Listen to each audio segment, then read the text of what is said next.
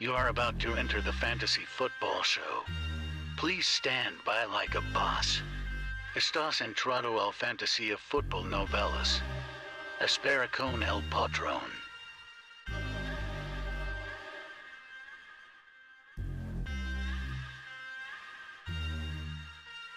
Smithy is live Monday through Friday, 7 p.m. Eastern.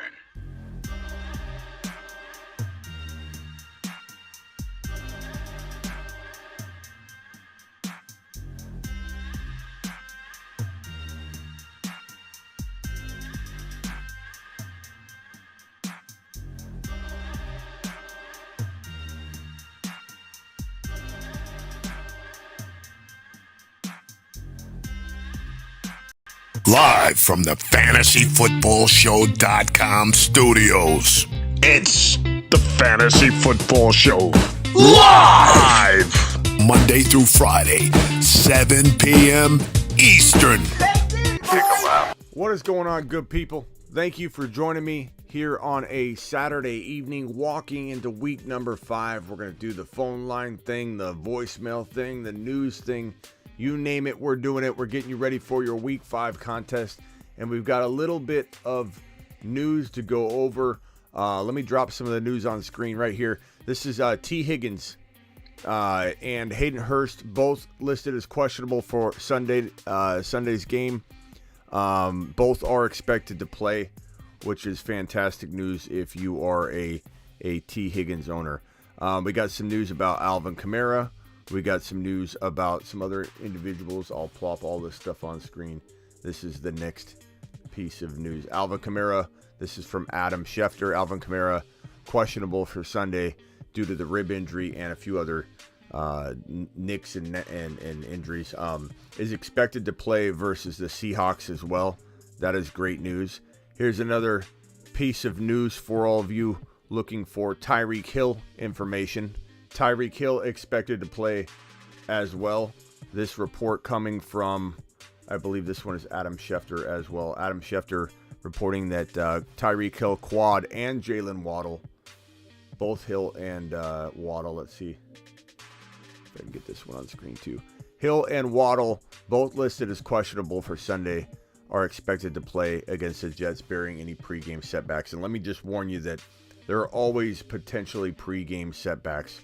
Nobody should be assuming that there isn't, especially if you this London game. If we haven't learned our lesson, anything is possible for that London game. So make sure you're on top of the news. Maybe just set your alarm, take a peek at the news. I'll try and keep information on my stories too if I can get up in time. I'll be honest, I'm live streaming so late. I'm not really up for that London game. I don't wake up. I'm just being brutally honest. Unless it's like my number one player, I don't know that I'm getting up for that game. CeeDee Lamb, groin. I mean, I'll see the second half, but I won't be up for the kickoff.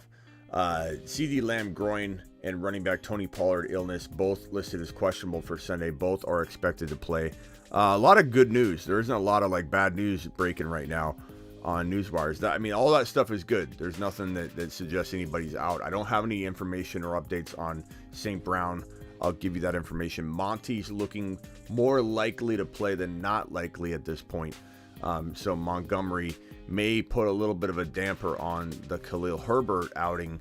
But then again, who knows what kind of timeshare that's going to be anyway. So those are the big headlines that are breaking right now on Twitter. A lot of that's from Adam Schefter and Ian Rappaport.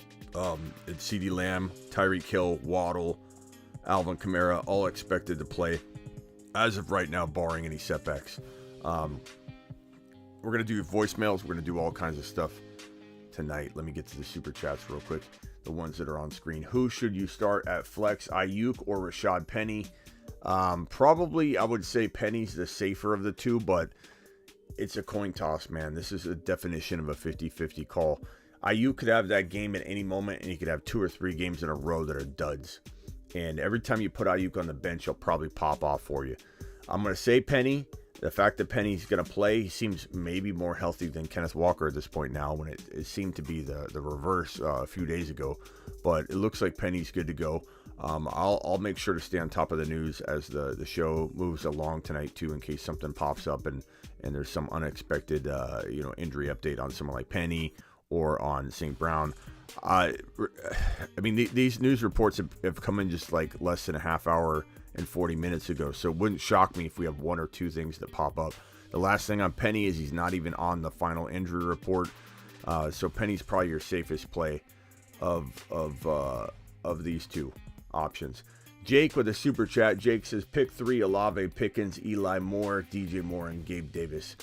Let me look up Gabe Davis, see if there's any update on Gabe Davis. He's been struggling with that ankle, but I do believe he's getting healthier each week, not getting worse, progressively worse, or adding to the injury or anything like that. Gabe Davis was a full participant in practice on Wednesday. We haven't seen an update since then, but that is an upgrade. That is good.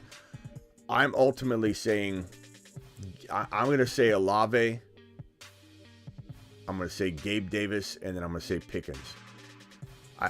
You're not crazy to go DJ Moore. You're not crazy to go Eli Moore, but I don't think you're gonna sit Olave. If you want to mess around with the Pickens and Gabe Davis combos, be my guest, but you don't sit Olave. Olave is a must start, but that would be my order. Do I start Ayuk or Reynolds? I probably go Reynolds in this one. If St. Brown plays, even if he plays, he probably won't be 100%, which is an awful thing to admit, and he might not even play. We'll find out tomorrow, or maybe tonight if Adam Schefter has that update. He's been dropping these updates like in the last hour, so it's possible we hear something. These are all per source drops by Adam Schefter too, so take everything with a heavy grain of salt, but a grain of salt, and make sure you check in the morning before you leave anybody in your lineup. And I'm live the entire half hour before kickoff, the last half hour on YouTube here, answering your questions. And if you want to become a YouTube exclusive member, you need to be a YouTube exclusive member to get your questions answered in that half hour, because it is literally me answering my YouTube exclusive member questions only. I know that sounds like, oh, that's crazy. Look, I'm live all the time answering questions, so I don't think it's that crazy to dedicate one small half hour period of all my live streaming to my YouTube exclusive members. Not to mention, it's $1.99 a month. So if you guys want to be a part of that, just that link has been pinned in the live chat. It's also in the description of the video if you're watching the replay. $1.99 a month. You get all the emojis, the cool emojis. You get your name's green. You stand out from the crowd. You're a clear supporter of the channel, and then you get that half hour, that last half hour into morning game kickoff, where I go in and I answer every single question from anybody with a green name. It signifies you're a YouTube exclusive member. You also get a badge that tells you, that tells everybody that you're a YouTube exclusive member. So that's there right there. Pick 2. Half PPR, Hunt, Cooks, Hollywood. Give me Cooks and Hollywood if you want to go safe. If you want to roll the dice a little, Hollywood's a lock. Throw Hunt in place of Cooks. But if you want safety, go with Cooks. See, these are the emojis that you get. These wonderful individuals: Terry, Jacob, Blackbeard, and Hoovy, and D-Class. All these wonderful individuals. Michael O'Grady joining the YouTube exclusive member. Mashed potatoes! Yeah, buddy. Thank you. Appreciate you joining the YouTube exclusive membership, my good buddy.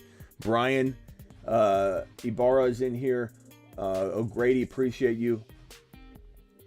Let's see, we got some more super chats. Keep them coming in, and we're gonna do phone calls, voicemails. We're not just gonna stick to super chats. We're doing it all tonight, but I'll answer the super chats in order as they come. Rock out. Phone lines will be open here shortly, buddy boy. Don't you worry. As soon as I get through these here, full PPR: Curtis Samuel, Jeff Wilson, Najee. What's this question here, Ryan? What are we doing here, Ryan? Full PPR: Curtis Samuel, Jeff Wilson, Najee. Am I picking one? If I'm picking one, I'm saying Najee. I'm not sitting Najee Harris, but Jeff Wilson's interesting. Curtis Samuel's a little less interesting, but it's most interesting is Najee. Medium interest is Jeff Wilson, obviously. I like him. He's a great flex, but I'm not sitting Najee Harris if that's the question. But appreciate your super chat, and I definitely get Najee in that lineup. Flex 2, Garrett Wilson, Khalil Herbert, Akers, Myers, and Rondell Moore.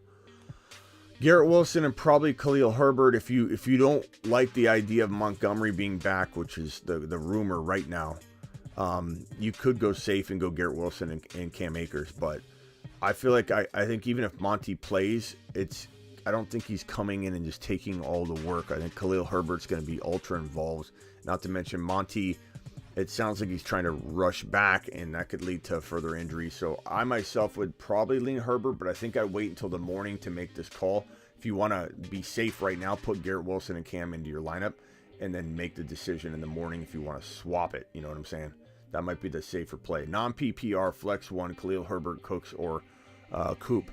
I'm going to say that non-PPR, Herbert safest unless you hear something in the morning that indicates Monty's going to be full volume king in the contest. Amari Cooper is probably your safest play, I guess. Herbert, I would redefine here. Redefine Herbert as the higher risk, higher reward play. Cooper safe, floor. Probably not as capable as Herbert is to explode. So that's how I'd rank those. So, yeah, if you want safety, go Amari Cooper. Amari Cooper's okay. He's going to get you probably 8 to 10 points. Khalil Herbert could get you 3 or 4 points, though, but he could also get you 25. So you got to pick your poison there. Pick 2, A.J. Brown, Devontae Smith. Deontay's injured. Now, he may be fine, tomorrow and ball out, but I'm going to go with Devontae Smith and A.J. Brown. Of course, A.J. Brown. This is a pick one. I mean, let's get A.J. Brown out of here out of respect. Let's pay A.J. Brown the respect he deserves. Punch that thumb up button. We got 180 to 200 people bouncing in and out, and we only have 50 thumbs up, so punch that thumb up button. Help your boy Smitty. Then pick 2 from Olave, Higgins, and Garrett Wilson and Brandon Cooks. Olave and Higgins, very, very easy call. I hate having Gabe Davis on the bench, but you got to go Olave, you got to go Higgins, you got to throw those guys out there. That's all there is to say about it. It's a good problem to have. You might have to make a trade eventually, but you can't sit those two monsters, bro. Goff or Carr if you have Devontae Adams. I'm going Carr. I like Goff. Goff's been playing well. But I myself feel like Carr is in for like at least a 2 or 3 TD game. He's safer. Goff may have a tad more ability to get a 3 or 4 TD game, but he has more ability to get you a dud game, I think, too. Because, it is Goff. I know he's playing well, but I'm going to go with Derek Carr and go safe. But trust your gut on that one. I think Adams and Carr is a fun stack to have in week 5. Miles Sanders or Dameon Pierce. Miles Sanders is playing well, but I'm selling high and I'm putting Pierce in my lineup. But trust your gut, because game script could take out Dameon Pierce is possible. It could also throw to him a lot. I think they're going to get more and more work all around. The entire offensive game planning will involve more and more Dameon Pierce moving forward. So don't just think, he could get game scripted out completely. He'd still be involved. Miles Sanders has been on fire, though. And I wouldn't fault you for putting him in there one more game and seeing what's what. But I'm going to start Dameon Pierce. I don't think I could sleep at night if I put Dameon Pierce on the bench and he went nuts. A lot of people did that after week 1, and people have regretted. They've kept putting him on the bench. Something to do with just like fear that, he's going to flop on him when they switch back over. But he isn't. He's full go. Guy's a monster. Love him. All right, let's open up the phone lines. Let's also get to the voice messages. I think I've got my voicemail crews dropping them tonight. Let me go check and see if we've got any. Voicemail group number 1, we got one from Jim.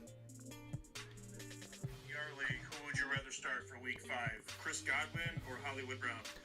Chris Godwin or Hollywood Brown? Give me Hollywood Brown. I mean, Godwin's proving himself. He's got to prove himself a little more before I take out a guy like Hollywood who's proven it a little more, He's been playing good. Kind of a waiver wire / bench question for you. I kind of have one spot to play with. Right now I have Jalen Warren in that spot. Would you rather hold him or would you rather pick up Kenneth Gainwell? I don't have Najee or Miles Sanders on my team, so it's not like I need a handcuff, but which of those two would you rather have in your last bench spot? Probably say I like Warren more because of the potential if he was ever called upon to start. He's looked really, really good. But at the same time, I mean, Gainwell's looked good. and Sanders is potentially injury prone, type of guy. I don't hate either way. I think you're not wrong considering either one. Hey Smitty, so the Damian Pierce owner has Robinson as well.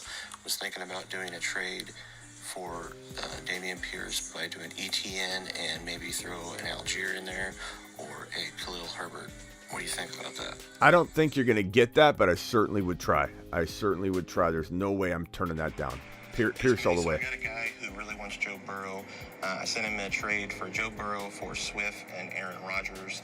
I asked you this yesterday, and you said that it was a good Smitty approved. Yeah. But now he wants to wait until after week 5. Is that still a good trade, you think, after week 5? Yeah, I mean, look, you're going to get anytime you're trading. I know I like Joe Burrow a lot, but anytime you're trading Joe Burrow down to Aaron Rodgers, but you're still getting a Damian Pierce, that's a win. I like Joe Burrow. It's even better that you're waiting because the Ravens, Joe Burrow and Jamar Chase and the Ravens and the Bengals own the Ravens. So I believe it's like 800 to 900 yards in the last 2 games or something for Joe Burrow. It's insane. So this is a great matchup. I of course don't mind waiting. That's not bad at all. Cole, did I get Cole's? Hey Smitty, who are you liking better, Najee Harris or Kamara? Probably Kamara. Probably Kamara this week, but you got to check in the morning. You got to check in the morning, broski. We don't know what's going to happen, and you got to be careful. We got to see how both of them look. Najee's not really banged up, it seems, but we need to look at Kamara, I guess is what I'm trying to say. We need to make sure we feel good because we thought he was going to play last week and he didn't. So warm-ups could change that. We need to make sure we're on top of this. Let me see if I can get the matchups on screen here so we have that as well to look at while we go through all this. Here's the matchups. We've got let's see. We have the Bengals and the Baltimore Ravens at the bottom. Again, that was the game I was talking about where you're keeping Joe Burrow in that deal for one more week. That's fantastic because Joe Burrow is going to go crazy against the Ravens, hopefully, like he's done in the past 2 games. What was the other question we were talking about? We're talking about I already blanked. Superflex QBs are Lamar, Hurts, bench, Brissett, Cooper Rush. Should I drop one to pick up Rashad White, Walker, or Woods? I hate seeing White and Walker on waivers, but in Superflex leagues, I mean, you should be able to trade these guys pretty easily because everybody needs a quarterback.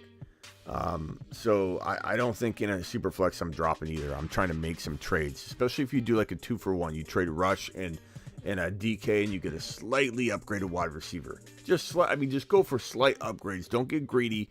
Try and improve your roster just a little bit, bro, using those quarterbacks.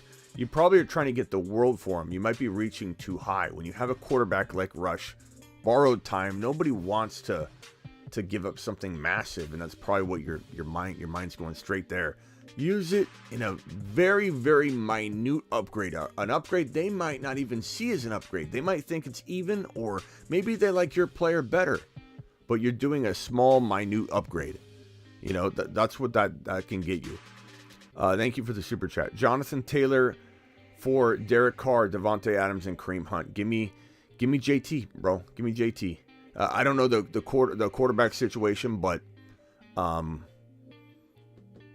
goes back to week 6 when the Raiders are on a bye. That's fantastic that you're actually making this trade after this week and you're not hampered by anything. So it's a good move. I'm taking JT. You saw my JT video that I dropped earlier tonight, where it's this right here. I'll put the graphic on screen. It is I will win leagues. I will win leagues. This video is out on YouTube right now. I dropped it earlier this evening. Go watch it. It talks about how trading for JT even after kickoff of week 5, meaning you're just getting him before week 6 begins.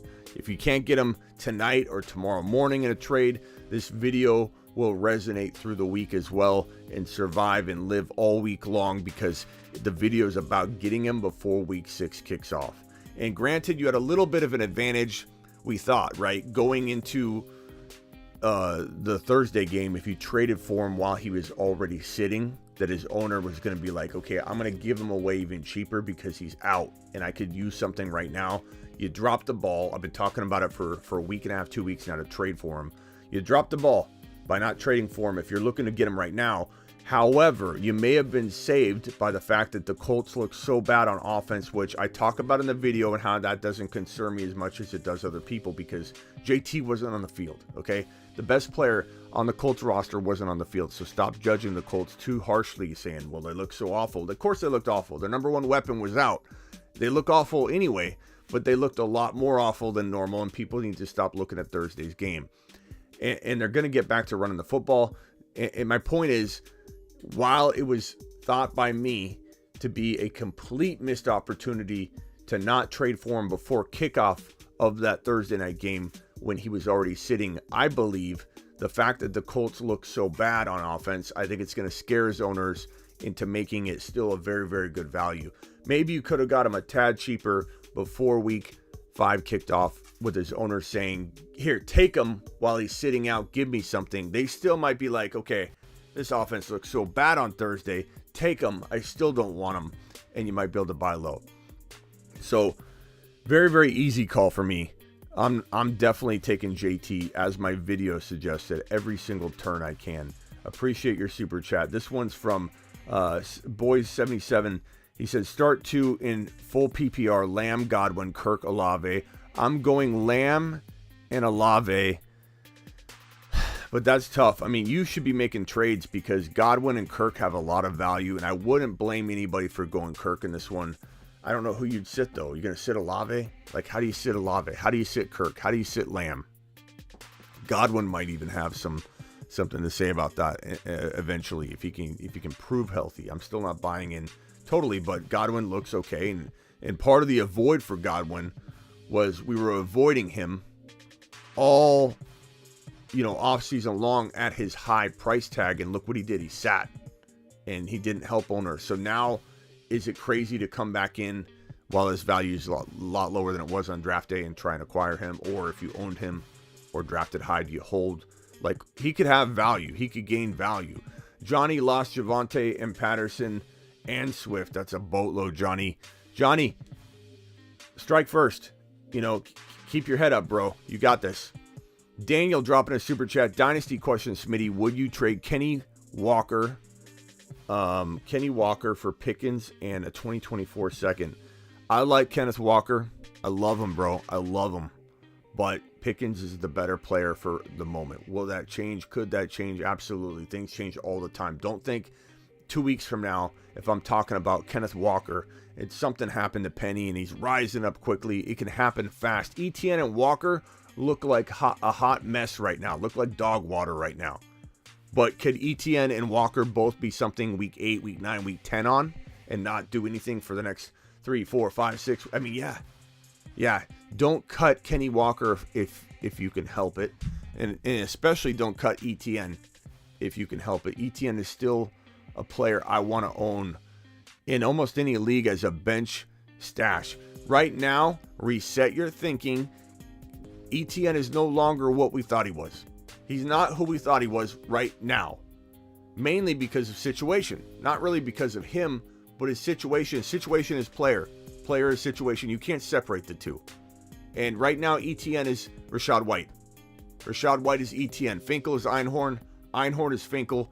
We can't discern or look at the situation any different than we look at Rashad White when you're looking at Etienne. It is what it is. You can either accept it or you can start worrying about what you spent and how you want to get your hands washed from the situation. Just take Etienne, get him out of my sight, or you can recalibrate and say, put him on my bench. He's Rashad White. He's win-a-league capable. He's a win-a-league sleeping giant, which he is. If J-Rob goes down, he goes in. To the moon goes Etienne.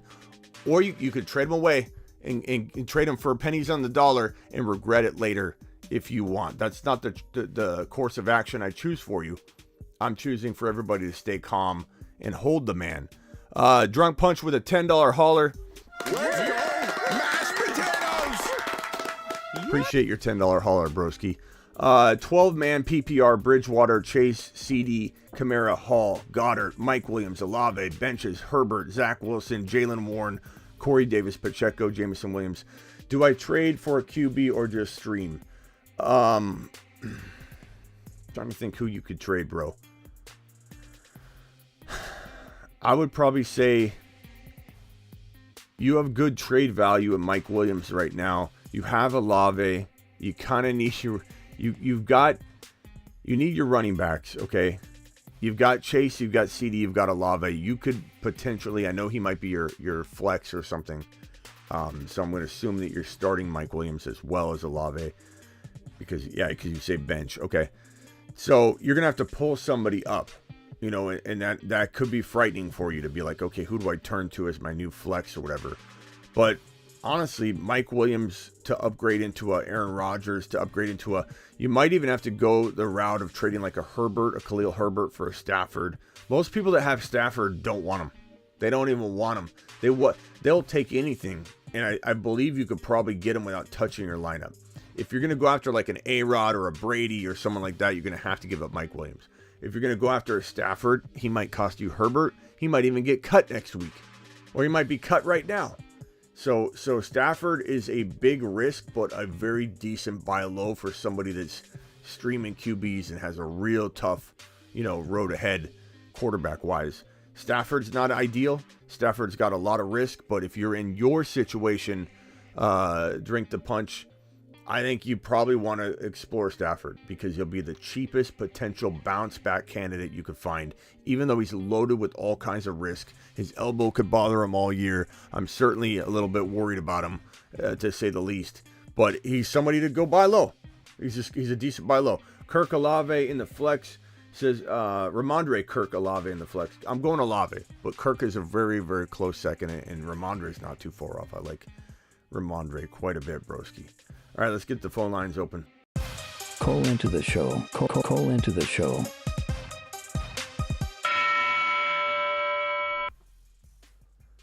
Yo, call into the show. Let's turn on the lights and get to cooking. The phone lines are almost open. Hold on, I'm firing them up. So you might not be getting through quite yet. 1 second. Okay, now we should be good to go and open. Hit me up. Dial in. Traded Clyde for Breece and Mike Williams. First of all, Clyde and Breece Hall are very close. I'd rather a Breece Hall. And you got Mike Williams. That's a fantastic job. You're live on the Fantasy Football Show. Who am I talking to? Brock out. What's up, my man? I got a trade offer for AJ Brown, for my AJ Brown for Kamara. What do you think? AJ Brown for Kamara. I'd rather have. It depends, bro. If you need a quarterback, if you need a wide receiver, or you need a running back, that could shove me in one direction or the other. Can I tell you my roster? Yeah. Hit me. Hold on. Let me write it down. I mean, I think most people would rather have AJ Brown in general, but I could see myself being swayed if you were in a position. You know what I'm saying? Go ahead. Yeah, I'm pretty thin at running back, but my team is Kirk Cousins, Khalil Herbert, Swift, AJ Brown, Olave, Coughlin, Phelan, Josh Reynolds,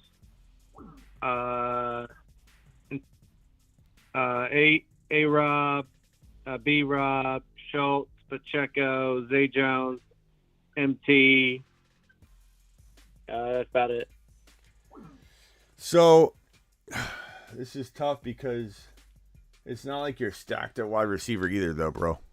You know, like if you had, like, you have B-Rob coming around, MT's banged up.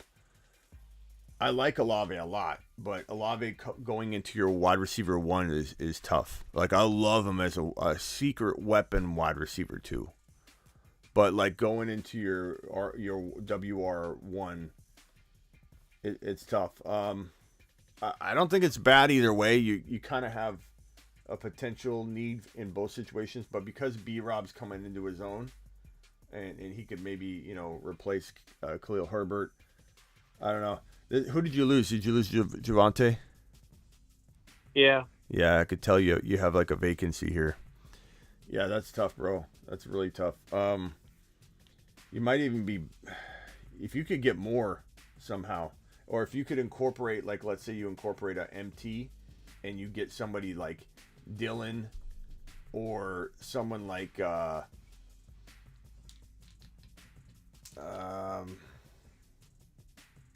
know, I know this sounds crazy now, but I think it will make a lot of sense in a week or two. But like Gabe Davis, like if you were able to turn this into something more consistent, then I feel like it might make more sense for me to advise you to do that. But if you're just doing a 1-for-1, AJ Brown's just got more value. That could change after week 5, though, bro. I mean, it's not crazy to imagine that. What if I could possibly convince him for Olave and someone else? Olave for Kamara, I would do that.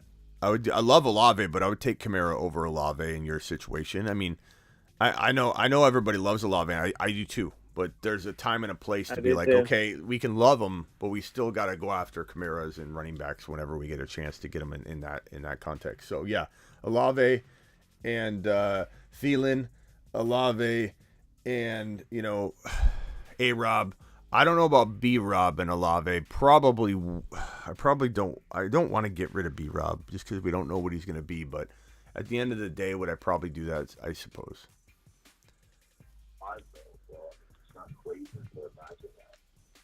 You got anything else, bro? All right, yeah, that's about it. Appreciate it. Yeah, hey, call back. You got another question.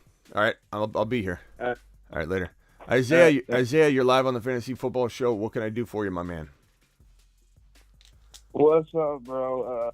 I know we talked before, and I was the one that traded Jalen Waddle for what's his name, Kyler Murray.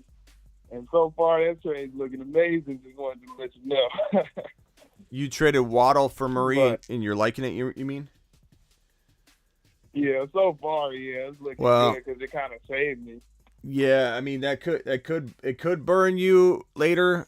Waddle's coming back, so we'll see. Who's your quarterback? When you made I had Cousins originally. Yeah, I mean that allowed for Pierce. Yeah, it is what it is, bro. I mean you got to do what you got to do. Value wise, you gave up too much. It ended up not being horrible so far because Waddle's been injured. Tua went down, so you kind of skated by on that. I wouldn't say it was a calculated move that saved you. It was more of like the injury, right? But yeah, I mean, who's to say that Kyler doesn't have a top 5, top 4 quarterback season go forward, and Waddle struggles? And look, Tua, no one's talking about it right now, but Tua may or may not come back. Tua took. He had a concussion. He had a brain injury. Let's call it what it is. A brain injury while he was still healing from a brain injury. And that's why the protocols are in place. Everybody thinks it's like no big deal. It just might take him longer to get. But no, the reason the protocols are in place is because if you get a brain injury while you're still recovering from a brain injury, you might have mashed potatoes in your head moving forward. And he may step on the field and take a baby shot and be out cold. He might no longer have the ability to even take a hit.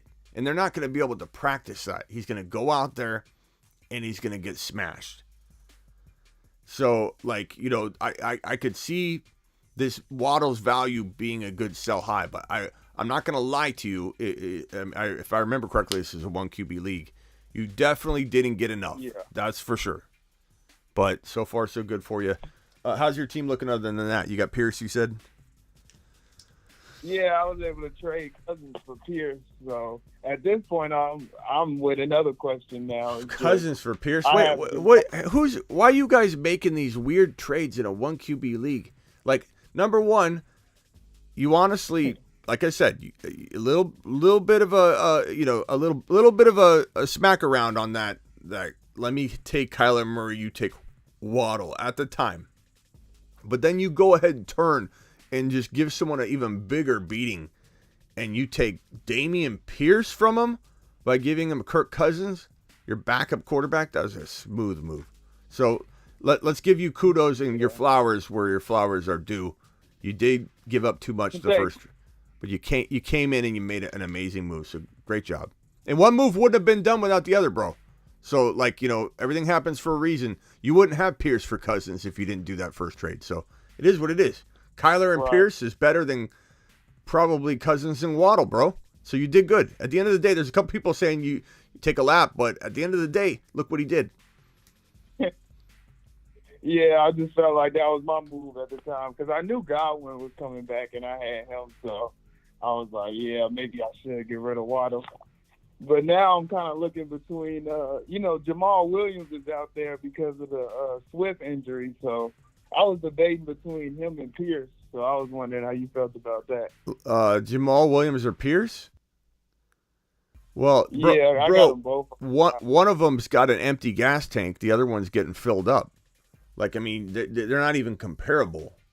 Like, Jamal Williams might outscore Swift this week. Jamal Williams might have 110 yards and 2 touchdowns, and Swift has MG Legion said you totally redeemed yourself, like in Dumb and Dumber, going and getting Dameon Pierce for Cousins after you traded the Shag and Wagon straight in for the motorcycle. But bro, I mean, like, Jamal Williams is on borrowed time. As much as we love him, doesn't matter how good he does. Swift is coming in. And in a best case scenario, which is a worst case scenario for every one of us, is they share time 50-50 because Jamal looks so good. But Dameon Pierce is on the rise. Jamal's got his last, performance here. And then it's bye week time, and Swift comes in. So, like, you're telling me you're wavering on that. It's Swift all day long. Okay, yeah. Yeah, I was just making sure that, that does sound like a good move. Yeah. I'm basically about to, so I'm probably just going to use Jamal for his final, his final little run and just, I don't know, maybe I could trade him, but maybe. Pierce after that. What you want to do, though, is hold him. You don't want to be like, okay, I'm going to cut him now. Like, his owner's waiting for you to cut him, just drooling over the idea. And he'll still overpay. He'll still overpay. But you might be able to go get Swift still in an 11th hour trade, because Swift isn't being used this week. He's obviously out. And then they got a bye week. So if you can make and execute a trade before kickoff, you're going to get Swift a little bit cheaper because he has that I'm not helping my owner this week, situation going on. Right. So I don't know what you got in your bench. I don't know if you've got like a Damian Harris and a Kirk. You might want to throw a couple of guys like that at the Swift owner and say, I'll give you this, you give me Swift, and then now you got the Jamal Swift combo. But don't get rid of Jamal on the cheap because setbacks happen. You never know what's going to happen. This guy's proven. And even if he goes back to the bench or like a 30% roll or something, probably going to be 30 or 40% roll minimum. I really believe he's going to earn that. But Swift is the kind of running back where he's like Kamara. You don't want him running for 1,500 yards on the ground. He won't hold up on that workload. So Jamal and Swift can coexist to a degree. But, I mean, you don't want to get rid of that value. That's good value. You want to hold it. So you look at Jamal Williams, you look at him as more of like a Alexander Madison or as like an A.J. Dillon? A.J. Dillon, because you're able to use him as a flex. You'll be able to use Jamal Williams as a flex entering Swift's first couple games back and then kind of play it by ear. And he may linger in that flex territory. Madison you can't use like that. So Jamal's got more value than Madison. Now, honestly, I could say that if either one of them got in there, they're both capable of scoring the same amount of points, and being that big of a monster if their starter went down full time. So, like, I wouldn't even call Madison a better stash. Like, even if you couldn't use him, Jamal's as good. And Swift is injury prone, so it's not crazy to think that he'll have a setback or something. Knock on wood. Yeah. All right, bro. You got another question? Call back. Appreciate you. Well, yeah, thanks, bro. Just keep you updated. Yeah. Yep, later. All right, we'll see you later. Thank you, Lloyd Christmas. We'll see you later. I don't know if you got that. The Shag and Wagon. Trading in the Shag and Wagon for a motorcycle and totally redeem yourself. This one here from Crod. Crod says flex Dobbs, St. Brown, or Herbert. You got to go St. Brown if he's playing. Unless they say he's super limited or something like that. But we'll have to know. We'll know in the morning. I'm live the entire half hour leading into kickoff. So ask me in the morning and we'll get to that. You're live on the Fantasy Football Show. Who am I talking to?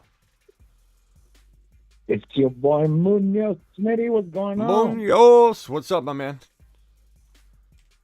Yo, my man. So I have a dilemma here. Well, first off, I just wanted to see who do you think I should flex tomorrow between London, Metcalf, or Brandon Cooks? I'm not going to rate Brandon Cooks on here. It's between these bad boys right here. I mean, I like Cooks. Cooks could outscore both of them on any given Sunday, so let's make that clear. But for me, I think Metcalf's earned this, bro. Metcalf's earned this. London I like a lot, and I do think there's a scenario where Tampa Bay literally gets out to a big lead. The Falcons can't run, which is bad for Algier in his first outing. It kind of sucks. Algier, here's the starting lineup, Algier.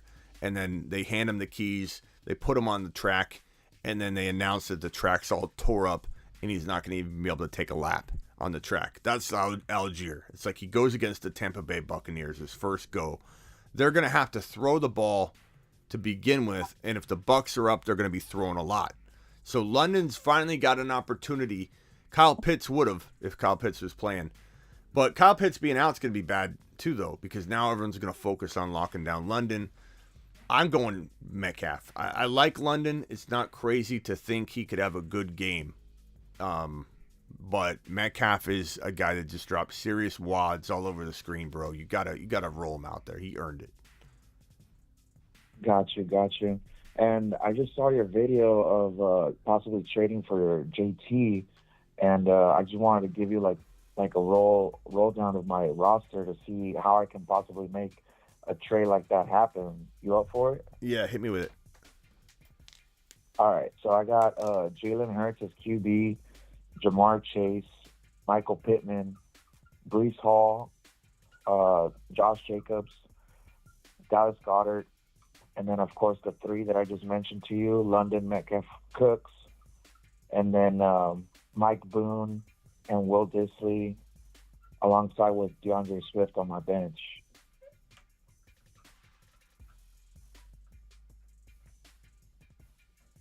I think we need a new marker here.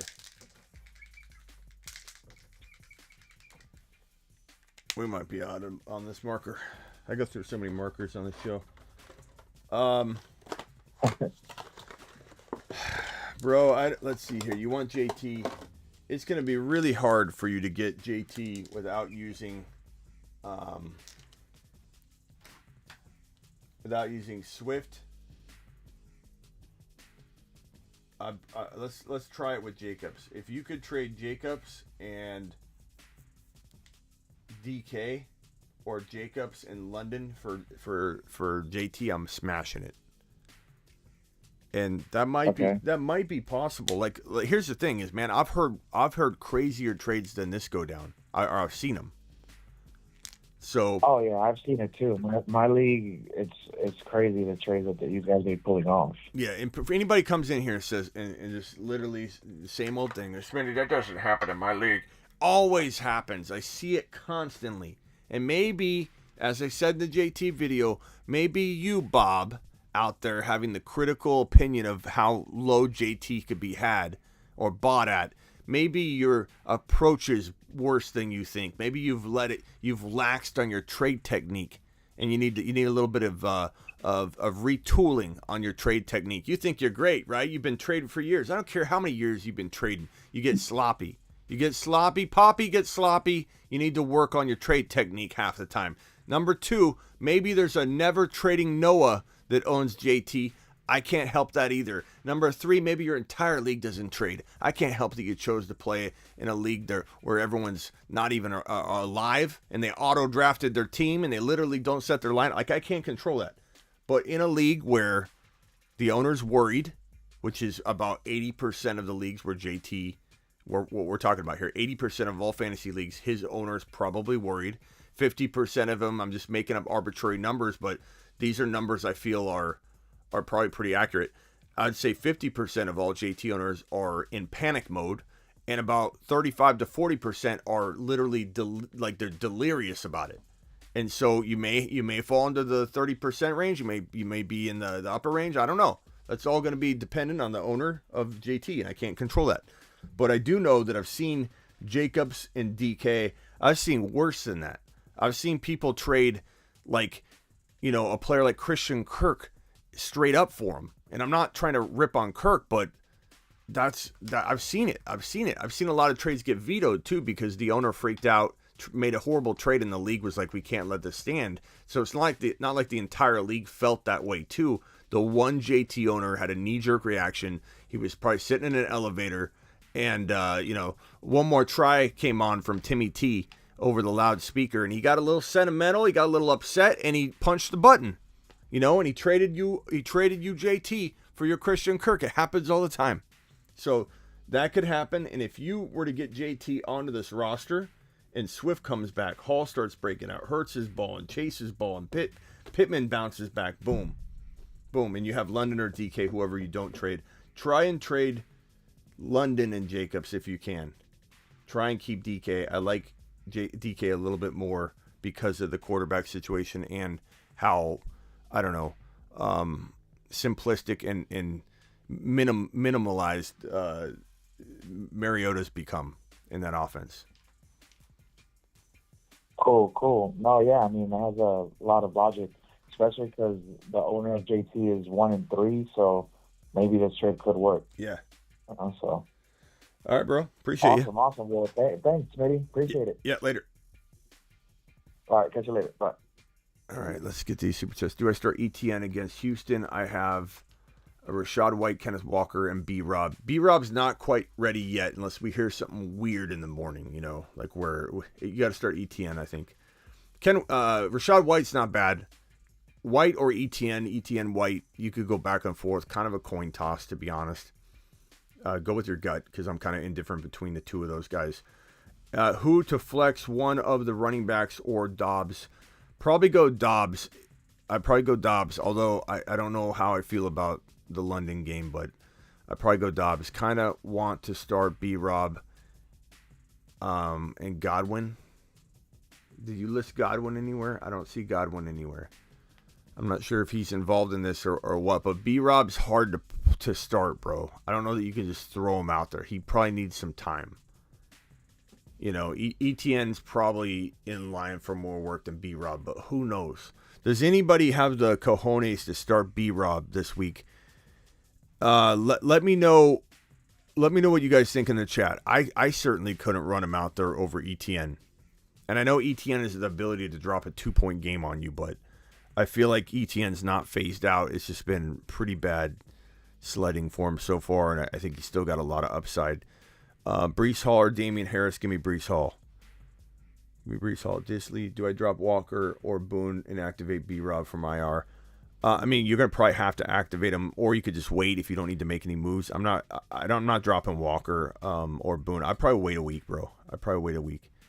Lazard isn't the wide receiver one, says Skim. ETN over B-Rob right now. I agree. Disley, TD dependent. Over ETN definitely could. Is B-Rob a good pickup? He's a great pickup, bro. ETN 100% over Rob. B-Rob, Washington, give it a week. Yeah, so everybody here is thinking the same thing, bro. You got to wait a week. It's not that it can't, it could definitely work out, and surprise us all. But I would go off the news. If there's some kind of weird news in the morning that suggests he's going to get like all the goal line work or some, it's not going to happen. But that's the only thing that's going to change my mind, bro. Have to cut one of these guys in a full PPR, 5 wide receiver position maximum league. DJ Moore, Myers, Woods, keeping Metcalf, Garrett Wilson, and Godwin. I'm probably dropping Myers, bro. He's had so much time to do something. I'm definitely not a Myers believer. Just traded away Tom Brady and Ramondre Stevenson for Jonathan Taylor and Kirk Cousins, bro. That's what I'm talking about. This guy thinks Brady is going to go off the rest of the year, and he could, but that's a steal. You absolutely smashed it. This is what we're talking about, Cole. Everybody's doing these left and right on my channel and in my comments and in my live streams and on the phone calls and in the voice messages, and you get all these people saying negative Noah saying that these things aren't happening. You've just been Smitty approved. Absolutely phenomenal trade, bro. Phenomenal trade. Where are we at?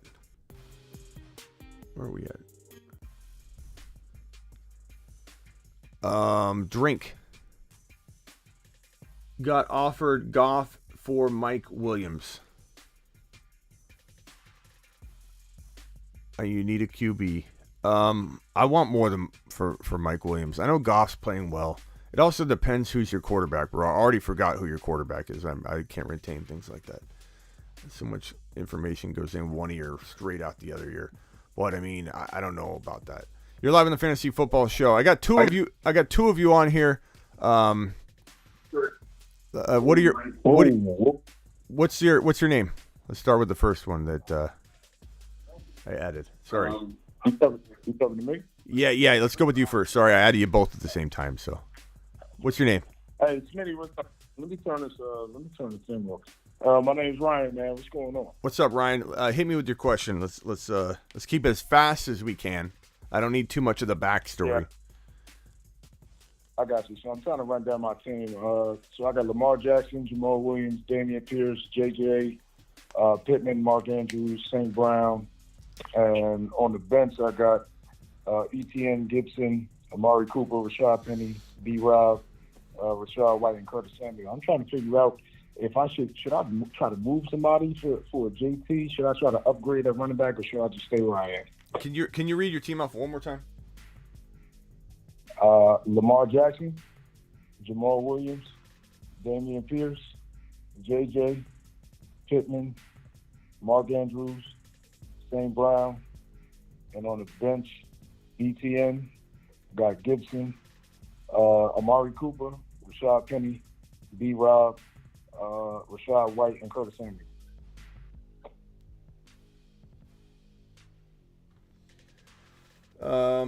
I don't think you're getting rid of. I mean, you could try to get rid of Jamal in a deal, but let's see here. I mean, to get JT, you're going to probably have to give up. Most people want a running back. They just like let's say you had to give up Pittman. I don't think Jamal is going to get it done, and I don't think you definitely don't want to trade JJ. So keep JJ. Pierce and the JT only either wants Damian Pierce or he wants JJ, but that's not. Yeah, can you give him as much as I love St. Brown? Can you give him St. Brown and like Jamal? He was interested in St. Brown maybe like week 2, but that's kind of falling off, with what he got a quad injury. So the good news is that JT's going to gain no value between now and next kickoff of his week 6 game. So you have St. Brown to try and reintroduce himself to this guy, Right. And maybe you can swing back in and go Jamal and St. Brown. Maybe Jamal blows up, and I know he's not blind. He's going to be like, okay, I get Swift coming back. But, like, maybe he's just like – I have people come in here all the time, bro, and say, I don't know who I should get in this trade back. I'm doing this trade, whatever. I can either get Jamal Williams or Damian Pierce. We heard it earlier on the show, on this exact show, where someone was wavering between Jamal Williams and Pierce. And I'm like, Jamal has an empty gas tank right now. Pierce is getting a full tank filled up. So you might, if Jamal blows up, you might have this guy just totally, just thinking, I don't care who's coming back. Jamal's getting used. And St. Brown and Jamal gets you JT. That's great. But I'd trade Pierce straight up for him. Potentially, yeah, I would. I love Damian Pierce, bro, but I'd trade Damian Pierce for JT straight up. So if you can do that, I would do it.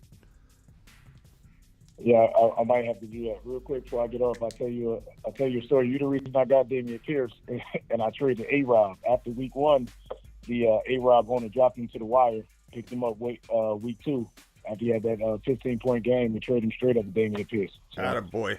Shout out to you. 4-0. Yeah. These trades do happen. Listen to this man, people. These trades do happen. Thank you. What was your name? Ryan. Ryan. Thank you, Ryan. Appreciate you, man. Call Back anytime.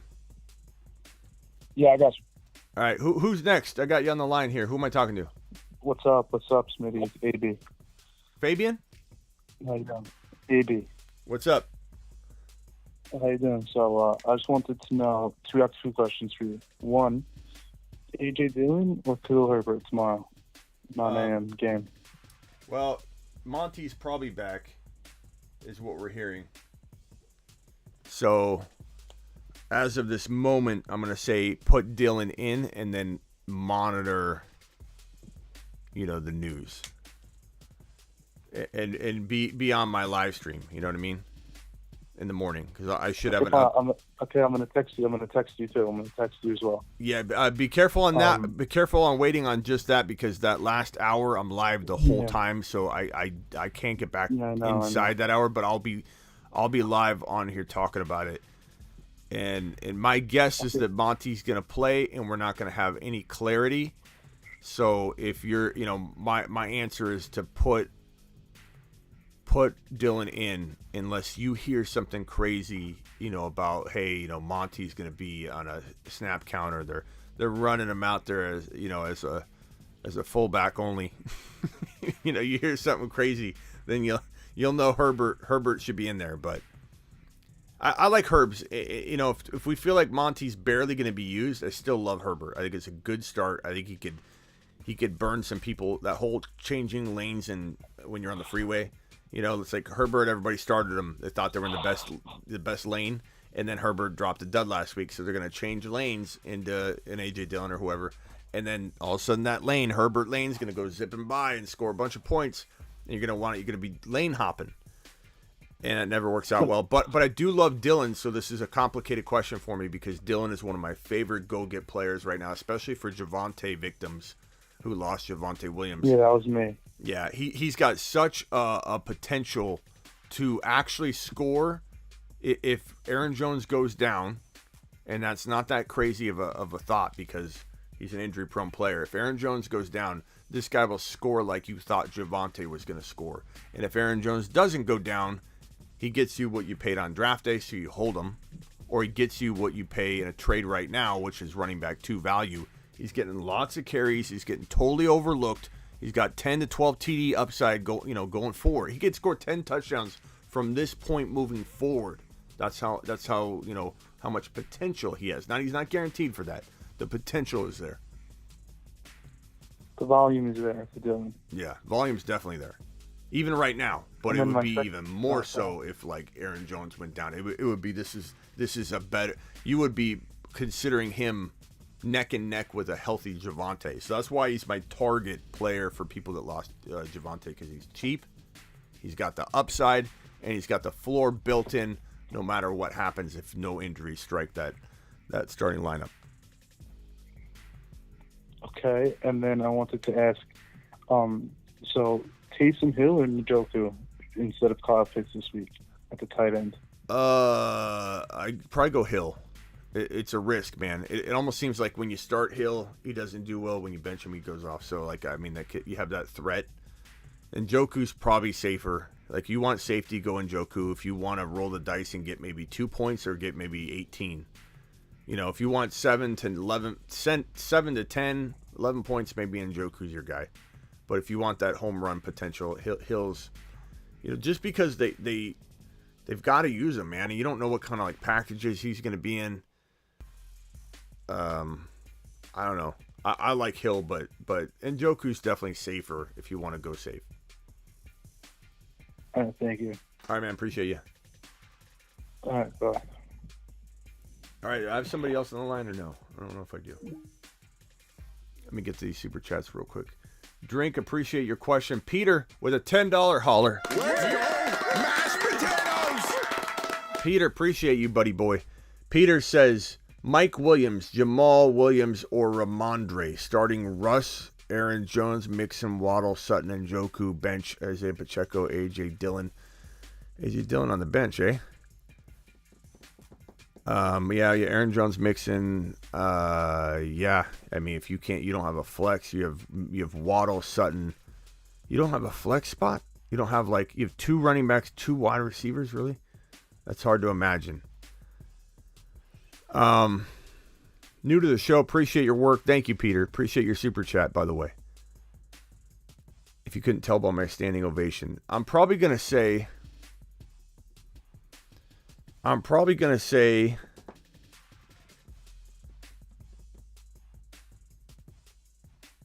Mike Williams, Jamal Williams, or Ramondre. I'm sorry. That's your flex question up there. I'm sorry. I totally spaced on that one after I read it. Mike Williams, Jamal Williams, or Ramondre. I'm sorry, Peter. I'm probably going to say Jamal Williams this week, bro.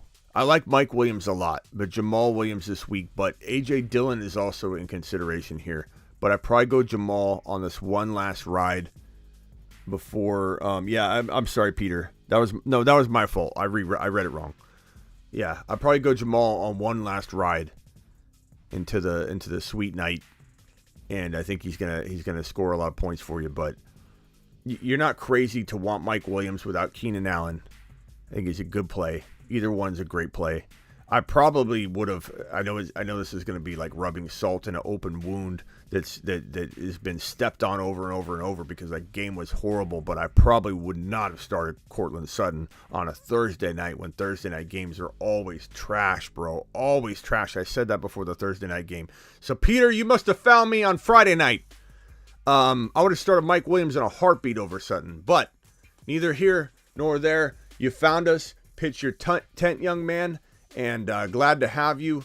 Great team. You got some trade options walking into week 6. Hit me back with this team. We'll marker board it and heading into week 6 and get you some kind of 2-for-1 trade. You're live on the Fantasy Football Show. Who am I talking to? Hey, it's Rubio, man. Long time listener, first time caller. What's up, my man? Appreciate you. Hey, I just got a offer for 23 and 24 for a CPAP. What do you think? 23 and a 24 for Cordero Patterson. 23 first rounder and 24 first rounder? No, man, third rounders on both of them. Third rounder. Oh no. third rounder rookie picks?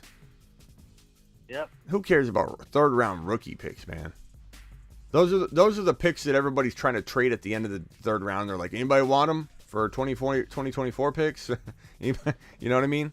Like, you got to make cuts to add those. So no, Cordero Patterson, that guy's trying to come in and win a league getting Cordero from you. Don't give Cordero up that quick, that easily. Someone's got to give you like a first rounder, or you just hold them. You know, like you let the house burn down before you hand somebody Cordero Patterson, who may or may not finish the year strong, and he's already hurt. But I kind of feel like you can go get a Gabe Davis, bro, using Cordero Patterson. You could go get a Kyle Pitts by giving up a mediocre tight end in a dynasty, and give up Cordero Patterson and get Kyle Pitts. There's so many undervalued players out there. Go try and get some of those players before you start handing them out for free. All right. You know, that's almost like you're paying him to take him. That's true. Yeah. You know? Appreciate it, man. I got one quick other question. Would you start Ramondre or Jeff Wilson? Jeff Wilson until we know what Ramondre's for sure, you know, what he's eating for dinner every night. Because right now we don't know what they're going to serve. It could be a 2-point game. It could be a 15-point game. And I do believe he's got that kind of upside. But with that option of guaranteed volume in Jeff Wilson, I'm not going to put Jeff Wilson on the bench in that scenario. I do think Jeff Wilson could get hurt. He's very injury prone. They hurt those running backs, and so I would look to move him. You know, like I wouldn't mind trading him before kickoff in some kind of wide receiver upgrade deal where you upgrade your wide receiver a smidge, and then you put Ramondre right into your lineup and roll the dice with Ramondre. So I don't mind that. Yeah. All right, man. Appreciate it. All right, bro. Appreciate you. Yeah. You're live on the Fantasy Football Show. Who am I talking to? Hello? Hello? Hello. You called. My This bad. I is. didn't know. I literally just called that. You just picked up. I appreciate it. No, Smitty, man, I'll be quick, bro. I called in a couple days ago, maybe beginning of the week, but so I'm 4-0. I actually made a trade happen. I sent Chase Edmonds and Michael Thomas for AJ Dillon. You know what I mean? So I got that done. But my biggest issue right now, like I said, is I got JT and I got Barkley, and then I have Sutton and Pittman. I'm just not happy again, bro, with my receivers, you know. So I have people trying to trade JT. You know, I think a lot of people know that the JT's owners are a little bit, we're a little nervous right now. So I'm getting a lot of offers for JT, you know. So my question is, should I do that? Should I send JT for like an AJ Brown is what I'm kind of getting right now. I could have got a Waddle. But I'm not sure. I'm not sure what to do. If I should hold that, if I should hold that or not. So I don't know. Warning. What do you think? Warning. Threshold unstable. I think you put me in a high blood pressure state. I mean, no, it's okay. JT's worth, like, I like AJ Brown, bro. I like AJ Brown. Yeah, I do too. But JT is worth more than AJ Brown. Doesn't matter how much we love AJ Brown. Doesn't matter. You need more, or you gotta get more. You get like a Damian Pierce and AJ Brown. You get a Breece Hall and an AJ Brown. You get something like that. Now we're talking. But after 4 weeks of play in one game where he doesn't play, we're already moving him from 1.1 down to what? Like, what is the consensus doing? What is everybody doing? Putting them at what? 15, 18, 20 over? Like, I mean, I just get... The disrespect, too, is kind of crazy. I'm not going to lie. They're kind of sending some crazy offers, too. Here's bad offers, too. Yeah, here's what you need to do. Keep them. I've underlined, if you're not watching, JT, Barkley, and Pittman. Trade Sutton. I'm okay with that. What can you add with Sutton? Okay. I don't know. Like, what? Name the rest of your team real quickly. Be as quick as you can. No backstory, Bobby here. Let's roll through it. Okay. So wait, what do you want to know? The rest of my team? Yeah, just the rest of your team. I got your JT. Oh yeah, so quarterback is Kyler. Like I said, I do got Dylan on the bench as well. I got Dobbs as well. And then Isaiah McKenzie. That's really it, man. After that, your only quarterback's Kyler, though. You got Kyler, okay. I mean, I don't know. Yeah. I love Dylan. I hate trading Dylan, but I would explore what this could get. Yeah. You. But other than that, bro, I mean, you're just gonna have to keep it. If you can't get rid of Sutton, maybe you know what? Maybe try and trade Sutton straight across for. Who could he trade? Chat. Who could he? Trade straight across for? Sutton for like I suppose a Connor or something, but. Let me see if there's a better. Try Mixon, bro. People are so down on Mixon. Try Breece Hall. Try Damian Pierce. I know you're not going to get a lot of these, but there are people making mistakes for a living. Okay, there are people that sit here. All they do is make mistakes for a living. Like you might run into the right person. So Sutton for start at Mixon, Hall, Pierce, even Clyde Edwards-Helaire if you need a running back. At wide receiver, I'm going after. You're not going to get a St. Brown. You're not going to get a Waddle. To be honest, I would rather flip my receivers. So, like, do you have any receivers? Because you told me the Dillon one, that was great. DK. DK. I would have said Pittman. You got Pittman, so keep him. DK, Olave, Higgins, and past that, you start getting into a strange territory where maybe Sutton's as close to some of these guys. But would I take Would I take let me see if I can find like a combination. Like would I take a Clyde Edwards-Helaire? Yeah, Clyde and I don't know. Clyde maybe Brown, Marquise Brown. For Sutton, I'd probably rather have Hollywood Brown, but that could change. I could say something. I could have a different opinion, and once Hopkins comes back, Hopkins wouldn't be a horrible idea for Sutton. You know, because he's out another. Yeah. Especially if he pulled that off before. Well, I mean, Sutton already played, but before week 6, and then that individual's getting Sutton for a game that might be attracted to him. I'm not saying it's the smartest move in the world, but what if Hopkins comes back and is a top 12 wide receiver? You know, Sutton doesn't feel like he's going to be doing that. Russell Wilson doesn't know what he's doing. He doesn't. I think Russell Wilson suffered a concussion. I don't think he knows where he's at.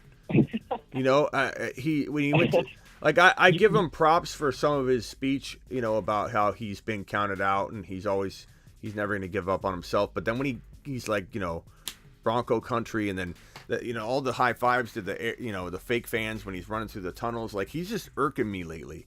He's irking me lately, and I don't have faith in him. Right. I don't have faith in Hackett. I don't have faith in Denver. I feel like it's mile below, not mile high. I don't know what they're doing over there. It's like they're playing in a fish tank, not mile high anymore. They're slow moving. Both offenses, though, like, both my receivers are on terrible teams right now. Very concerning. Yeah, but Pittman, at least, I think they can turn it around a little bit better than Denver. But go for Hopkins, bro. I think that's not a bad move. I like Hopkins. I like it. I like Hopkins. In best ball drafts on Underdog, promo code Smitty, by the way, match up to $100 in your first deposit. Instant bonus match up to $100. If you deposit $100, they give you $100. Link is in the description. Promo code Smitty. We've been doing a lot of best ball drafts, and bro, it's weird, but Hopkins has been going like in the bottom of the 3rd round in those best ball drafts because he only has one more week. You know, because the contests on Underdog, if you want to start over, guys, again, promo code Smitty, you're literally starting your fantasy season over because Underdog has these, they're called resurrection drafts. Whoa, I didn't mean to hit that button. They're called, run that up, chat. Run that up. They're called resurrection drafts, and you're drafting for week 6 to 17 only. Week 6 to 17 only. And Hopkins is out 6 weeks. Even being out one game, he's going in round 3, 4. I'm not saying it's good. I'm saying they're off base. The ADP is not good, but people love Hopkins, bro. And maybe I'm undervaluing Hopkins coming back with only one game left to sit out. Like, go get him. Sutton. I'd trade Sutton for him in a heartbeat. All right. Okay, last one. I don't want to take any more of your time, man. I do have one offer right now on the table. It's for JT and Sutton for Brees Hall and AJ Brown. Would you do that?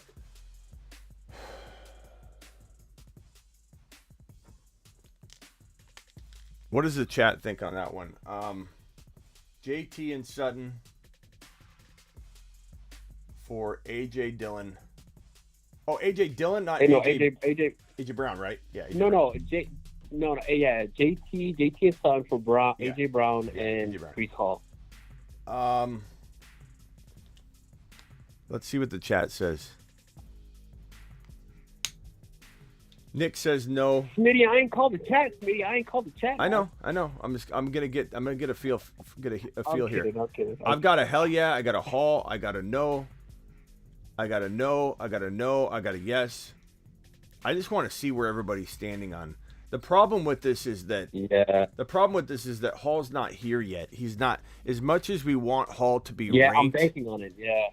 You're buying. It's not AJ Dillon. It's AJB. It's AJB. AJB, not AJ Dillon.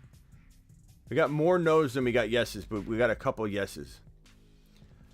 Yeah. But what if Brees hits though? What if he hits? What if he hits? Won that trade, right? What if he hits? I get it, but the problem is you're buying him as if he already hit and he hasn't yet. Like, what if he goes out there and they're still not ready to give him they did it, game script, flow, hot hand. That's why we gave Hall. Carter's going to factor in more in this game script because, we don't for sure know what's in store for Hall. We're hoping. We're all very hopeful. Yeah. And I'm the biggest Hall advocate around. But I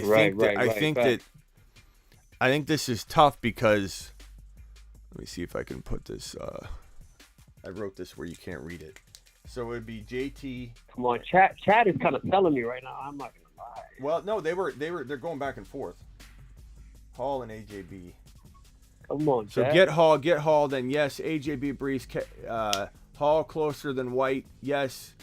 JT side, he's trying to crack you. Side, yeah.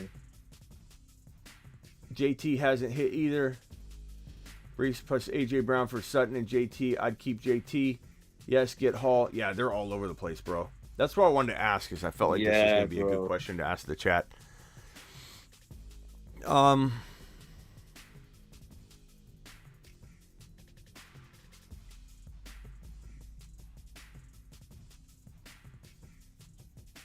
It's a tough one though. That's why I'm really like, I don't know. I'm considering it, but it's tough, man. It's tough, you know. It's a good offer. It's a good offer. AJ Brown, you know. Yeah. It's a good offer, bro. A good offer, yes, sir. I would say I feel like you're buying this as if it's already there, and it's. Oh, sorry, you guys can't see that. You're buying this whole AJ Brown side as if it's already there, and that's my problem. It's not that I don't see this working out, but you're buying Hall a week or two ahead, and you're paying the price tag of the prospective value. So, like, if you could get something else thrown in, if you could get something else thrown in, then I might lean that way.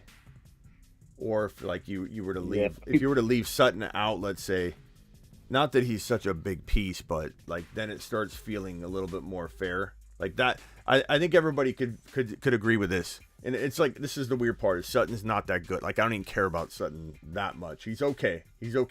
But if you took Sutton out, he's pretty consistent though, Smitty though. He's pretty consistent, man. Like, I know. I guess, yeah, I'm probably disrespecting him a little bit. But if you took Sutton out, I think everybody would say Hall, AJ Brown. Like, if I led with this, if I said, hey guys, would you rather have Hall and AJ Brown or JT? It would be 99% slam dunk Hall, AJ Brown votes.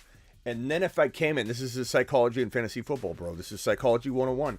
If I came in then and said, well, what if we added Sutton?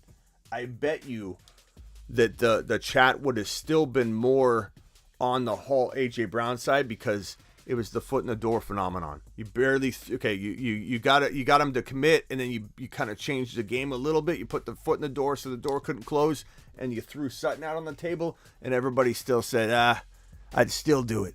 So I it's all about approach. Yeah, I see. I'm gonna say JT, bro. That's me. I got to move on to the next call, but I appreciate your question. It's a good one. Yeah, for sure. All right, later, man. No, I appreciate it, Timmy. I appreciate the time, man. And thank you, chat. Appreciate it too. Yeah, later.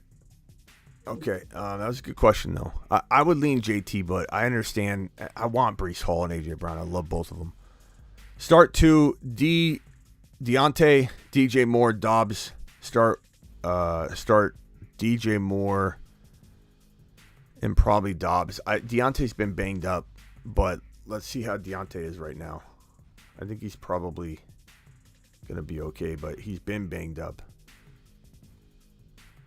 And I'm just afraid, like, we don't have, the Steelers have been lying to us and keeping us in the dark. He's not on the final injury report. What did DJ Moore do last week? I don't even know. DJ Moore is so underwhelming.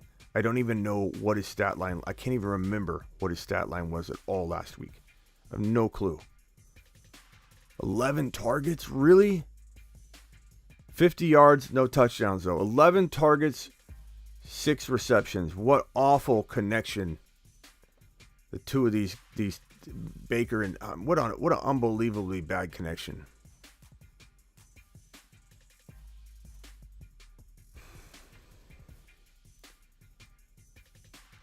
I'm going to go Dobbs and Deontay. San Francisco is a really tough matchup. Put DJ Moore on the bench against the Niners, bro. It's just not worth it. The Niners are a top 1-2, 1-3 defense. Put them on the bench, bro. Easy call. At the end of the day, easy call. I'm glad we broke it down that way, but end of the day, easy call. Niners are just too good. Okay, on D, they're too good. Trade Pierce and Sutton for JT. No. Yes. If you're getting JT, yes.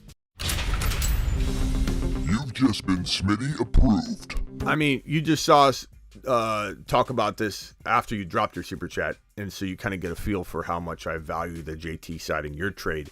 If you're giving up, you're not giving up Breece Hall or anything like that. You're giving up Pierce and Sutton. I like Pierce a lot. Pierce and Hall are pretty close to me, but I would definitely take JT all day long. You got Saquon, Diggs, and Olave.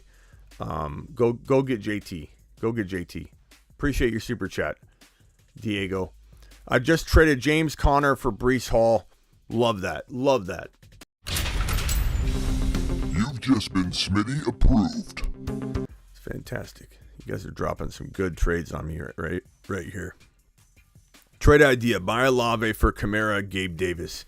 Yeah, I don't think you're getting that though, bro. That's asking a lot. You're asking for $100 and you're giving somebody a $20 bill.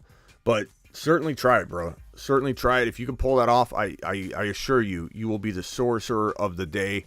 No doubt about it. Chris Olave or Waddle being questionable, Smitty.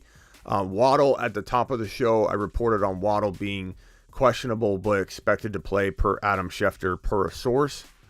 Olave, to my understanding, is fine and should be playing, but let me pull up Olave and see if there's any updates or anything like that.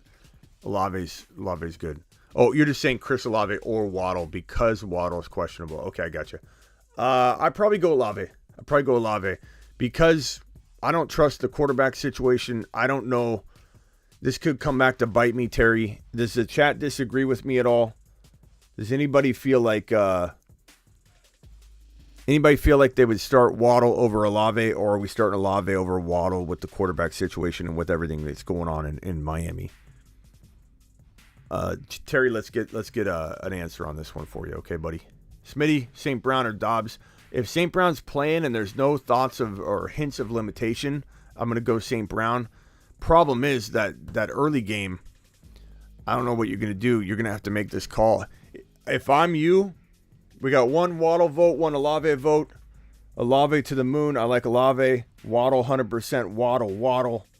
Claypool is a drop, okay? I'm starting Waddle, not starting Sanders.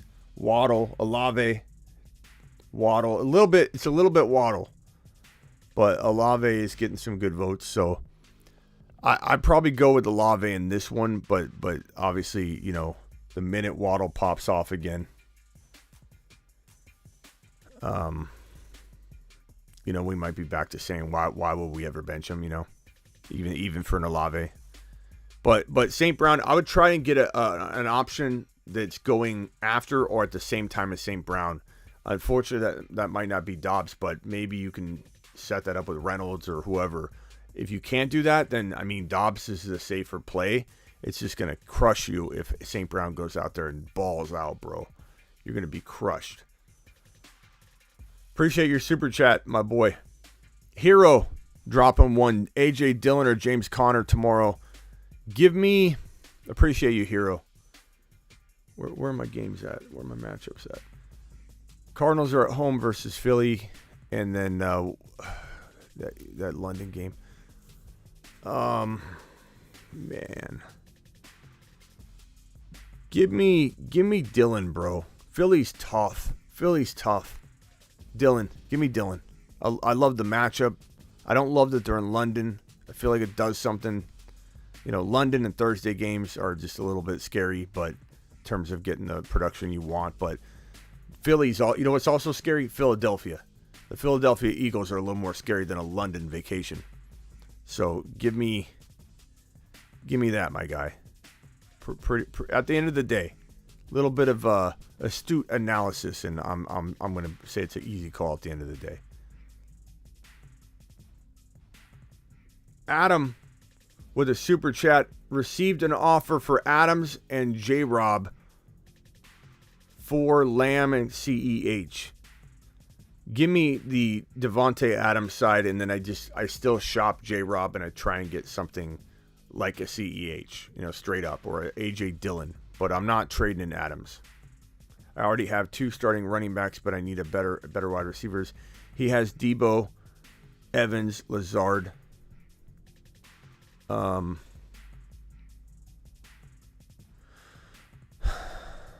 Evans, Lazard. I don't know what side you're on by the way you're wording it, but I'm going to say if you've got Adams, you obviously hold Adams. You know my thoughts on that.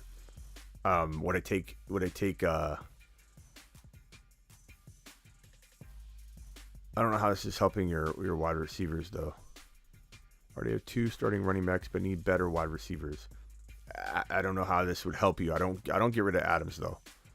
Don't get rid of Adams. As far as a counter, I don't really know what I would counter. But I'm not getting rid of Adams. I kind of need more information to do a counter. I got offered Deontay. Thank you for the super chat, Adam. I appreciate seeing you too.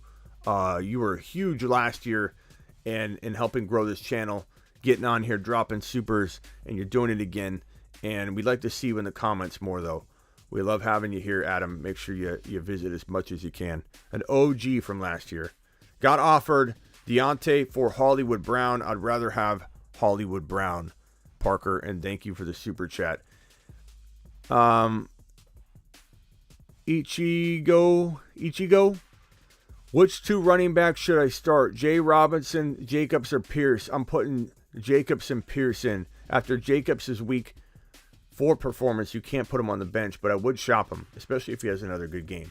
But only sell high because he's got good value. PPR.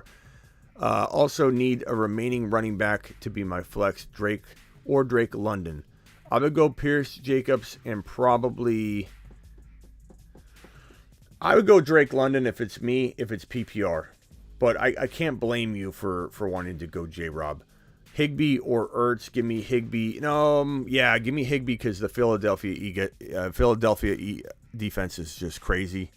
And at least you've got are the Rams at home. They're at home. Dallas they score points, but Higbee's going to have a better day, I think, in terms of targets and usage and all that. So let's go to the phone lines are still wide open. Let's go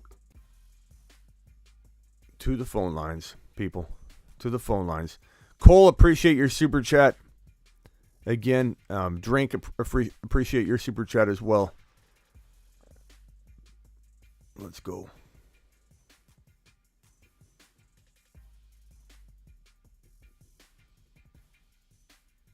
And let's see if we got any more voice messages here. Graveyard Crew. My Graveyard Crew is not dropping me any voice messages anymore, though. I may have not played them before, so it's kind of my fault for setting that precedent, but please start dropping them more and more. I need my Graveyard Crew, my voicemail group, to drop more messages. I need them to do it on the daily because I'm gonna start playing them on the regular. So please come in here and drop them. I'll get to the chat here while we wait for a phone call. Let's see here. Thoughts on A-Rob rest of season? Not loving him, bro. Hawkinson or Waller? Give me Hawkinson the way he's playing. Bridgewater loves Tyreek. Well, we'll find out, bro. Seems like he does, but we need a little more evidence. Brian Robinson will be on a pitch count in his first NFL game back, according to Adam Schefter right now. People looking to start him might want to hold off. A-Rob was one of my biggest avoids walking into 2022 in that 3rd, 4th, and 5th round range. Deontay was getting overdrafted. Michael Pittman was getting overdrafted. And while I like trading for Pittman right now on the low, Pittman, and I said it all offseason long, A-Rob and Pittman were getting way too overdrafted. Like by rounds, not just a round. Like I wouldn't have taken A-Rob in the 5th round. And he's going in the 3rd and 4th round sometimes. I wouldn't have taken Deontay in even the top 6 rounds. And he would sometimes go in like 3 or 4 or 5. Especially early on, he went in like the 3rd round a lot, and then he moved down. And Pittman was going in like end of round 2, top of round 3 sometimes. And that was a huge avoid. Now, not to say I've missed some stuff too. I had ETN as a mid-3rd to top of the 4th round steal. And ETN hasn't done anything. So, I mean, it's not like I haven't missed a ton too. We've all missed, but I didn't understand is what I'm saying. I didn't understand the Allen Robinson love, just because I mean the guy was missing in Chicago for multiple years and had different quarterbacks cycling through. So Mooney was able to produce. Why wasn't Allen Robinson? The signs were there that the expectation was too high. I took Pittman way too much but the season is not over. Absolutely, Marcus. And you know what? I'm coming for Pittman for owners like you that drafted him way too high and are disappointed. So hear me now, bro. Hear me now. I'm coming to get him. And I like Michael Pittman right now. He's a great value because people are freaking out, bro. They think they made a huge mistake, and I think he can bounce back. Grab Dobbs if you can. Rodgers is targeting him. Yep. Smitty, can we get an update on the Moon Men list? Yeah, I mean, the Moon Men list is definitely, let's see. The Moon Men, dropping loads in outer space. This isn't actually that bad. I haven't hit the button in a while. I've been a little down about Javonte. I haven't wanted to press the button. I've been so down about Javonte. Now, granted, these weren't supposed to be the top guys ranked. These are guys that were extremely undervalued. And to be honest, you're looking at Pierce. Burrow's going to come back. Breece Hall's about ready to explode. Jalen Hurts and A.J. Brown have been money. Lamb's been money. St. Brown, I think it's safe to say we landed the St. Brown pick. He's been hurt, but he's going to come back on a tear. Herbert, to be determined. You know, I still think he's great. White, to be determined. Pollard, to be determined. Those, you can't paint pictures. Pollard, White, and Khalil Herbert are on this Moon Men list in the same context they're sitting right now. So we cannot sit here and act like Pollard, White, and Herbert are misses. They're not. This is exactly how, you know, we intended them to be valued. But this is a pretty good. Like, I actually was thinking this is gonna look depressing pulling it up. This ain't that bad. This is still a pretty darn good Moon Men list. You know, these are the unexpected, to a degree, absolute monsters, right? They're not going to be home runs. They're supposed to be, you know, explosive, undervalued, league-winning moves. And so we got Kenneth Walker and ETN and Schultz down here that are just like we knocked them down a whole bunch. Psychology and fantasy football video, yeah, we can definitely crank some of those out. Don't worry, my man. Don't worry, my broski. Those are coming. White is only one injury away from being a league winner. That's right, Cliff. That's accurate information. We didn't need another psychology and fantasy football video. Absolutely, my broski. Michael says, I know you work hard. Thank you, Michael. Appreciate you.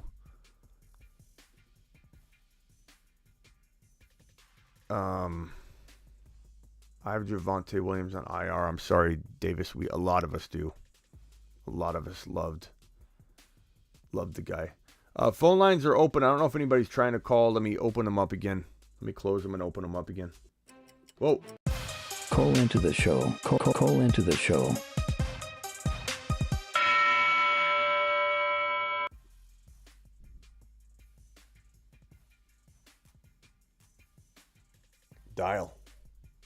Dial.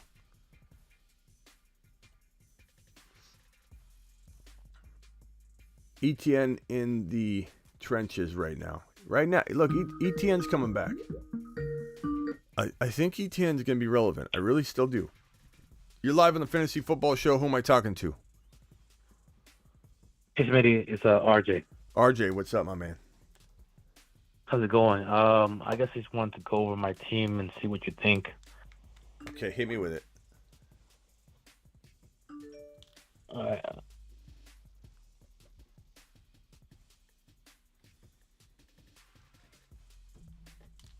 If you'd like to make a call, please hang up and dial your call again.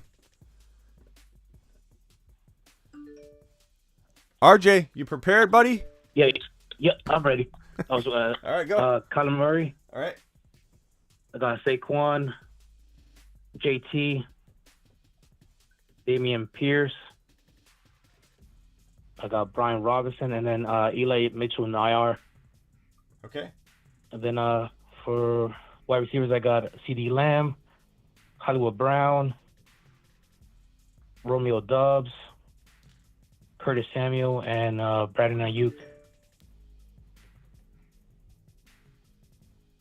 Okay. So I ended up trading. Somehow I got Wilson, Bateman, and DJ Moore for Kyler Murray and Hollywood Brown. Say that one again.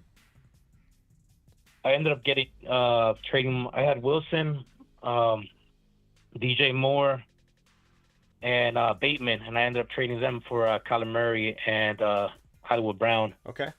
Yeah. For Murray and Brown. Okay. So I was a little kind of worried a little bit about my receivers right now. Yeah. I wasn't sure if I should do something. I mean, I'll be honest, bro. Looking at this team, it's pretty good. I think it's got a ability to win. I think if you get one extra thing, like Mitchell went down, that sucks. B-Rob comes in and becomes some kind of like high-end running back too. That's all you needed. Like, that's the one thing. If Lamb continues to ball out all year and plays at a top 5 capacity, that's that one thing. Like, the one thing can come from your team. So hit the waiver wire hard. Pierce is a huge X factor. I wouldn't trade Barkley. I wouldn't trade JT. Murray's underrated. He could start playing at an absolute elite level. Would I trade Lamb for like Jamar Chase or something? I would. Maybe others wouldn't. I'd rather have Jamar Chase. I'd rather trade into something just a little bit, like just a little nicer vehicle there. And, you know, what could you give a B-Rob, a Mitchell?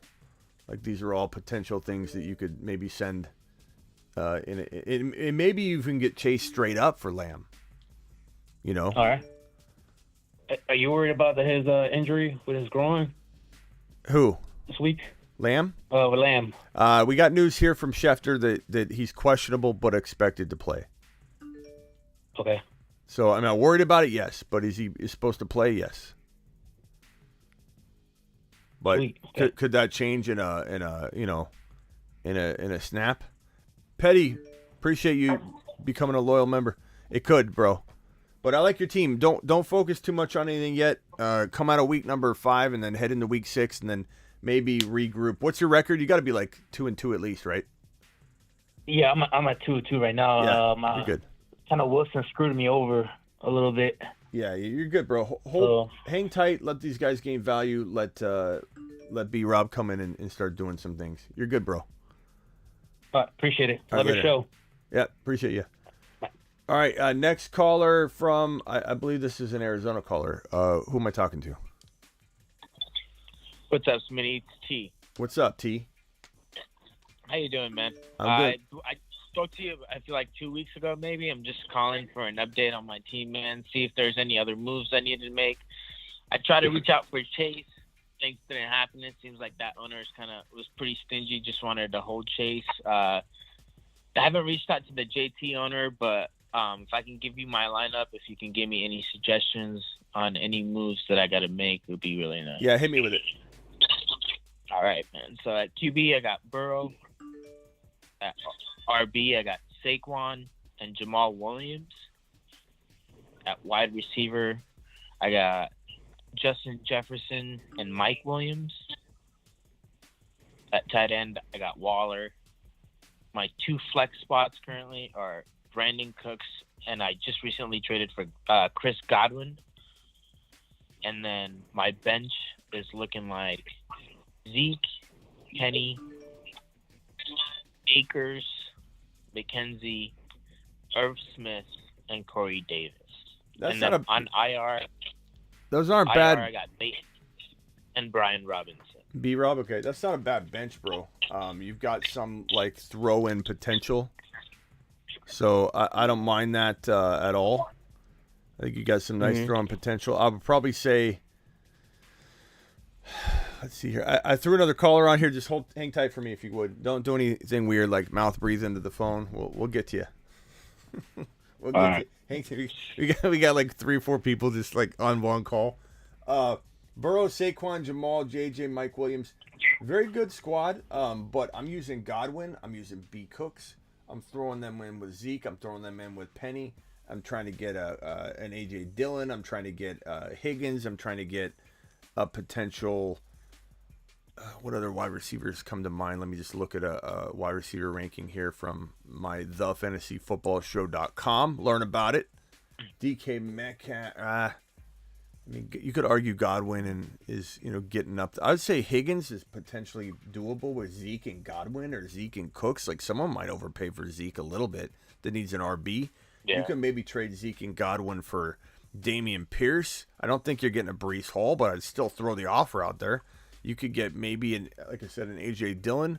You could maybe get an Olave, although one might argue that they like Godwin enough to not do that, but I would take him. I would take Pittman. I think Pittman's a great value for like Zeke, straight up. Would I give Zeke and something smaller, not Godwin, for Pittman? I would. I think Pittman would be fantastic. Jamal Williams and potentially Mike Williams for a Breece Hall, for Dameon Pierce, for a Kamara. I'm definitely feeling like some people overvalue Jamal without even any kind of like understanding that his values, he's on borrowed time, to a degree. So it just depends on who you're talking to. Would I go rogue at tight end and pick up Taysom Hill and trade Waller and Jamal for a player like that as well and keep Mike Williams, or trade Waller and Mike Williams and keep, would I go after Swift? Absolutely. Would I trade Zeke and Mike Williams and even give B. Cooks in for Swift all day long? Would I trade Godwin, Zeke? Would I trade Akers? I haven't even got to Akers yet. Akers and Penny are pretty decent value too. Would I trade Akers and Zeke for Swift? I bet you could maybe even get that from that owner and throw in. I'd trade Zeke, Akers, and Godwin for Swift, given you have Jamal. Like, and I'm crazy though. I'm crazy though. I'd do that. I love overpaying when I get the guy in the right fit for my team. I'll overpay. Don't tell anybody. Yeah, I think I have decent enough depth currently where I can package a few of the players and get a big time star. Because I'm thinking playoffs. These guys are most likely just going to sit on my bench every single week and just go wasted points, if you know what I mean. I'd much rather get somebody that I'm going to be able to plug in and play every single week. So yeah. All right, my man. I got to jump to the next caller. Appreciate you. No worries. Appreciate it, man. Have a good night. Yeah, later. Okay, next call. Hey, and by the way, all my Arizona people, that caller was an Arizona individual. Keep tabs on my stories on IG. We're gonna be doing some meet and greet stuff in Arizona, some live shows and stuff this coming off season. So get ready for that. Scott, you were next. Scott, what can I help you with? Hey, Smitty, could you whiteboard a team for me? I can. Okay, Kyler Murray, Nick Chubb, Jamal Williams, Tyreek Hill, Jalen Waddle, Everett, Christian Kirk. My bench, Najee Harris, St. Brown, Kyle Pitts, Chris Olave, Damian Pierce, B-Rob, Curtis Samuel. Wait, hold on. St. Brown, Kyle Pitts, and who else? Chris Olave, Damian Pierce, Brian Robinson, and Curtis Samuel. This is that team that we've done this before. This is in the 4-man league, right? No, it's a different team. It's a completely different team because I have Kyler Murray on this I team. feel like these are two teams we're comparing side by side. Like, which team's better? Well, no. I don't have any other teams. I have Tyreek Hill and Jalen Waddle. Those were like Devontae Adams. I know. My point being, your bench. JJ. I'm just saying your bench looks like a new team, like a second team. Oh. Okay. I think I know. Yeah. What do we? Is this an 8-man? What? Is this an 8-man league? No, it's a 10-team ESPN league. Damn. Okay. So what's the main question here? You want to try and upgrade? Any ideas you have for me? I mean, I'm open to listen. I don't love having both these wide receivers, these Miami Dolphin wide receivers right now. I'll tell you that. Riff, I'll get to your super chat 1 second. I'm sorry about that. Waddle and Hill. Well, St. Brown will be back. St. Brown will be back. Well, yeah, but I'm saying you trade Waddle. Trade Waddle with. Like, you can afford to overpay, right? Because you got so much talent, right? I mean, I could do a running back along with Waddle and try to do something. Why not go? Maybe I go after JJ. Why not go get? Maybe I have to go after JJ or Chase. Why not go after JJ or JT? Because if you got rid of Waddle, and I mean, you could do Waddle and Pierce or Waddle and Najee for JJ and something. It's a lot to give up Najee and Waddle for JT or JJ. But if you got something back a little bit, I would give it for JT. I wouldn't give it for JJ. Why? I mean, I would give it for JJ, not JT. Okay, but I would do it for JT. I meant it the other way around. I would do it for JT as well. Yeah, I would do that for JJ. I would try both, bro. You got Olave, right, you've got St. Brown, you've got. I mean, if you don't trade Najee, you're gonna have Pierce. You're gonna be fine. Kirk would be. Why don't you trade Kirk? Try trading Kirk and Najee for JT or JJ. I'd start there.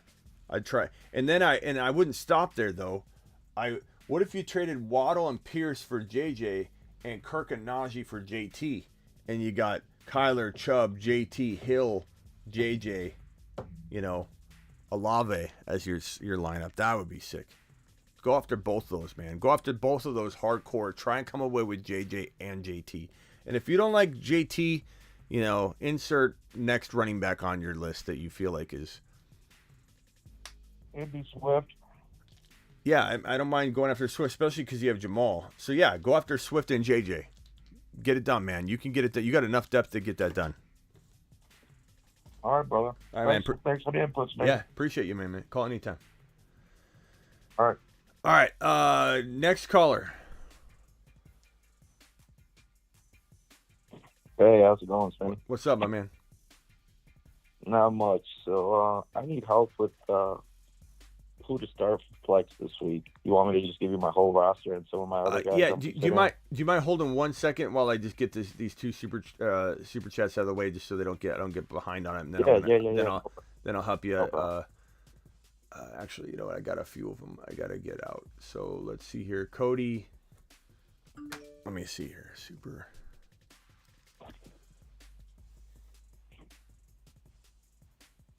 B-Rob and okay, I think I got a couple here. Hold on 1 second. Njoku or Schultz this week? I'm gonna go with Njoku until Schultz proves himself, bro. But I mean, it's an arguable question. Cody says just traded Madison, B-Rob for Mike Williams and C. Patterson. I'm okay with that. I mean, I like B-Rob a lot, but we don't know what he is yet or what he's going to be or how they're going to use all those running backs. So Mike Williams and C. Patterson. Patterson's coming back at some point. I really am excited about B-Rob, but I don't mind that trade. I'm 3-1 with Brady, Eckler, Damian Harris, Higgins, Deontay, Andrews, Dobbs, MT, Zay Jones, Algier, Rashad White. Any advice? I would say with your team with Brady, Eckler, Damian Harris, Higgins, Deontay, Andrews, I'm trading Deontay and Harris for one better player. I'm going after Kamara. I'm going after JT. I know you're probably not going to get JT for Damian Harris and Deontay, but maybe you do. I mean, maybe you throw in. Let's see here.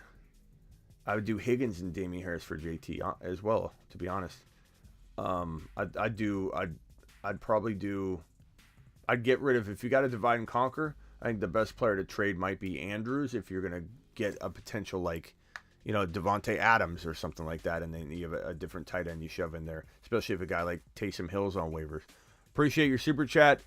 And Blake says, would you try and trading DJ Moore, Ayuk, and Gibson for Pittman and Lazard and Jeff Wilson? DJ Moore, Ayuk, and Gibson. I would rather have Pittman and Wilson, and then I try and shop Wilson, but I love the Pittman side. I think that's a good side of that trade, but then you can flip Wilson. Wilson's pretty valuable in a 2-for-1. 1-for-1, you're not going to get a lot for him, but if you throw a wide receiver with Wilson, you can go get one better wide receiver. Do I flex Breece Hall or Devontae Smith this week? I'm going with Breece Hall. And Hawkinson or Higbee, I'm going with Hawkinson after that huge game. I don't think you can sit him.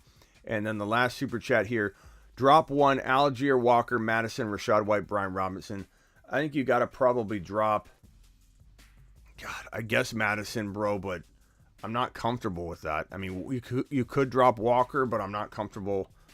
I'm honestly not comfortable dropping any of those guys. If I had to, Madison, he's the furthest from like the lineup, I suppose, or from relevant action, but he could also be the league winner. So I don't know. That's really, really tough. Okay, sorry to keep you on hold, bro. What can I do for you? No, you're all good. All right, so I'll just give you my roster then. At quarterback, I got Jared Goff. I drafted Stafford, but he hasn't been playing too well. Okay. And then running back, Eckler and James Robinson. Wide receiver, we got Cooper Kupp and Jamar Chase. Tight end, I got Dallas Goedert and Everett. And then for flex, I have Hunter Renfro, Monty, Brandon Cooks, Zay Jones, and Josh Reynolds. Flex is pretty much where I'm stuck at. I don't know which two guys.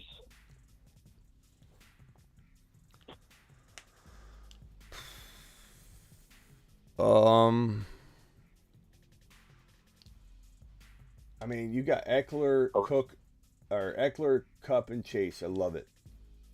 But yeah, you are a little bit thin. I mean, J-Rob's had great trade value for weeks. I would have been trying to shop him before his values tanked a little bit. He's still got, if he has a good game, people will overpay for him again. I think Goddard's good trade value. Everett's good trade value. People are hurting at tight end pretty bad. I could see you trading one of these, and I don't care which one, whichever one's going to get you more. Trading one of these tight ends with J-Rob to get a slightly safer running back. I would start high. I would swing for the fences. I would go for Camaras. You might not get Camaras. Yeah, 358 in here and only 173 thumbs up. Please punch that thumb up button if you could. Thank you, Terry. I mean, what running backs? Have you tried that at all yet? I haven't tried shopping Robinson. I've been reached out to about my tight ends though. What about Mixon? He's definitely like Mixon or Najee. They're very risky in some sense, but at least they're high upside guys. Aaron Jones, you might be able to get that using J-Rob and Goddard or something. You know, people overpay all the time, man. You could probably go after a Hall.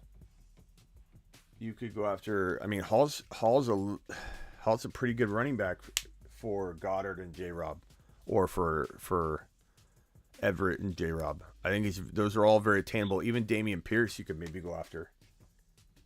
Yeah. Are you concerned about J-Rob? I mean, I have ETN on my bench too. I mean, I just don't see the value that everybody else does. He's not averaging like a boatload per carry. He had that one big rip. Yeah. You know, and then if you look at everything else, and even on that long touchdown run, if you watch it, I've watched all of his carries. And I don't think I'm bringing any bias toward it just because I said I'd stay away from him. I admit he's doing way more than I expected, and he's staying healthy longer than I expected, but I still very much believe that they're putting way too much on him. Yeah. And he's averaging 3.8 yards, or I don't know what his average is if you take that one run away, and it's hard to do that. It's like that's a dumb game to play, I get it. Like, oh, let's take away his touchdown, and then it is what it is. He's gotten what he's got. But he averaged 3.8 or something like that in week 4. He did in week 1 and week 2. He averaged around 3.8. He's got no explosion to a degree. He's just had wide open spaces, and he's got his, you know, he's got on his horse and he's gone. But he didn't look. He looked like he was, you know, holding back a little on that run too. And I just think like the odds of him continuing to score the touchdowns he's scoring are slim to none. But then again, we saw Connor do it all year last year. So it's possible. Yeah. But I mean, do I think it's risky getting rid of him for a Mixon or a Hall or a Najee or an Aaron Jones or a Damian Pierce? No.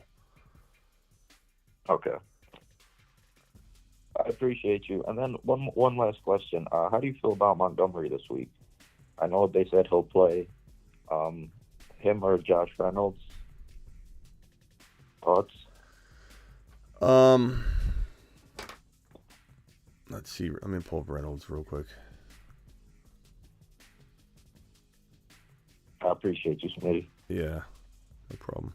I'd probably go Reynolds, bro. Because I mean, Monty, look, I mean, St. Brown probably plays, but I think Reynolds is still very involved. Although, you got to keep an eye on Reynolds because he's got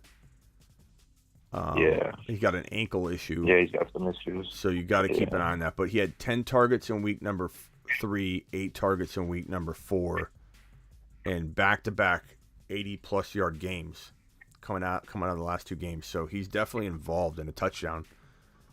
Monty, he'll probably be limited to some degree, I'd imagine, and who knows if he's even going to be like on the field much. Like we don't really know. So Reynolds is probably a lot safer. I just, anything can happen, bro.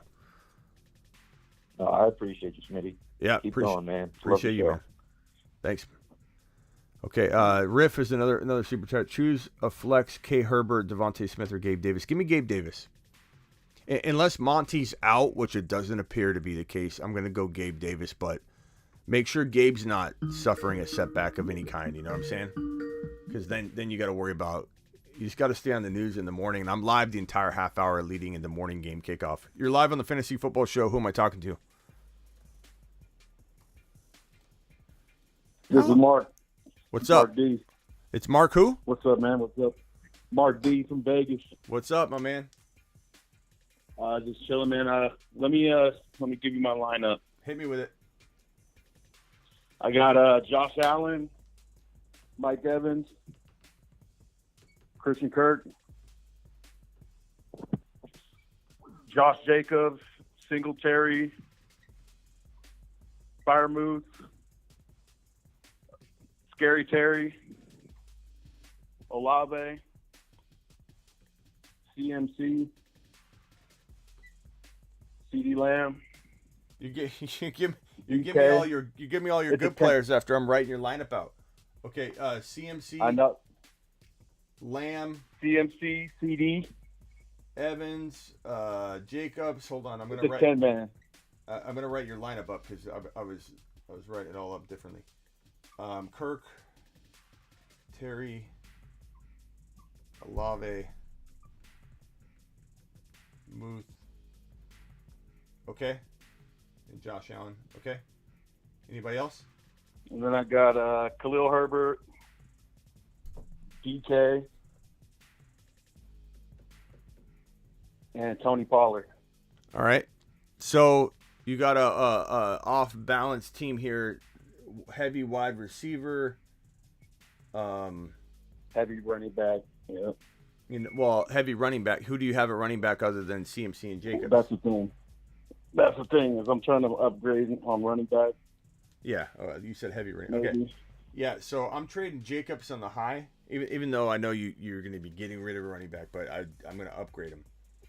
I think you can get JT very easily, unless the JT owner just loves JT. But Yeah. Jacobs, and honestly, you've got so much talent here. Like I like it. I like my squad, man. I would give up Kirk. I'd give up Jacobs.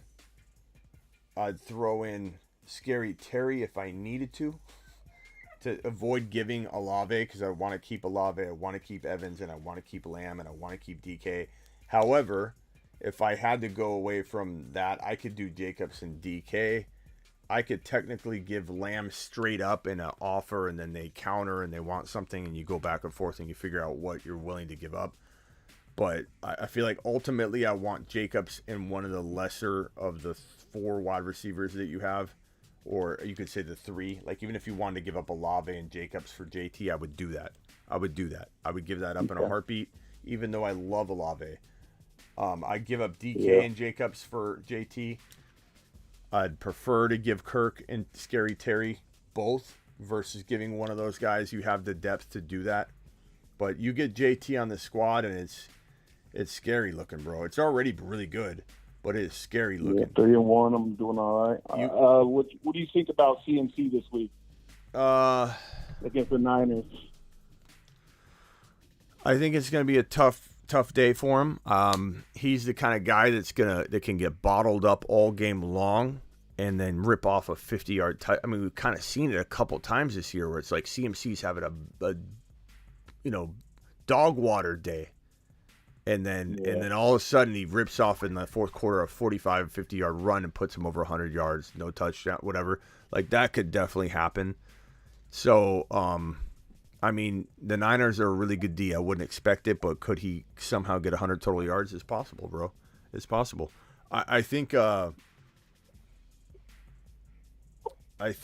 Swift is another option for you, and you'd have to give up a little bit less on that one. It would put you in a bind for the bye week, though, if you do this trade after week 5 kicks off, because you wouldn't have Swift for week number 6. But at the same time, he's going to have a bye week. You're going to have that out of the way. Everybody's got a bye week, so I wouldn't hold it against him. If you as long as you pull this trade off after kickoff, you're not missing a single Swift game. And what's your record? You got to be 3-1, right? I'm 3-1. Yeah. I like where I'm sitting. Thank you, Smitty. All right, man. Appreciate you. Later, man. Good team. Again, Gabe Davis on this one for now, Riff. For now. Padilla, I'm 2-2 with Wentz, Eckler, JJ Pitts, Deontay, Godwin, Jamal, benches, ETN, Swift. You're live on the Fantasy Football Show. Hang tight for me real quick. ETN, Swift, Rashad White, Elijah Moore, Pickens. With this squad, bro, I like the JJ Eckler. Obviously, you need something though. You need something. Jamal's time is coming, but you got Swift, so that's fine. Don't break that up at all. That's great. So Swift, JJ Eckler, fantastic. But you need one move. It's Godwin and hold Pitts. Don't cut him. I hope he bounces back for you. I wonder if you could get like a Godwin and Deontay for like a Higgins or an AJ Brown or something like that. That's kind of where my mind goes. Or use Godwin to upgrade Wentz. Those are the two moves I'm trying to make with your team because you have your core of 3 are fantastic. You're live on the show. What can I do for you? What's up, Smitty? Can I just give you my running backs and wide receivers so I can tell you what kind of trade I'm trying to do right now? Sure. All right, so my running backs are Dalvin Cook, Dameon Pierce, Ramondre Stevenson, Jeff Wilson, Jamal Williams, and ETN. And then my wide receivers are CeeDee Lamb, Hollywood Brown, Chris Olave, and Romeo Doubs. Right, so my tight end was Kyle Pitts. Obviously, we all know what's going on with that.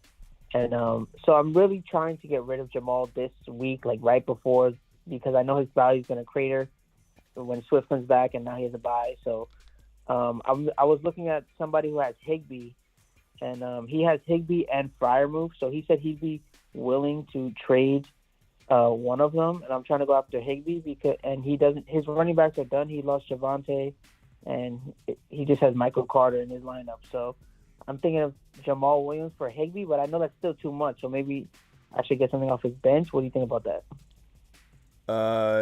Jamal. I'm say that one. Jamal Williams. What? Say that one part. Last part. Yeah, so I'm trying to get rid of Jamal Williams. So I'm thinking I want to get Higbee from him, but I don't know. I feel like it's too much for Higbee, Jamal Williams. And I'm sorry. Who's your tight end now? You said.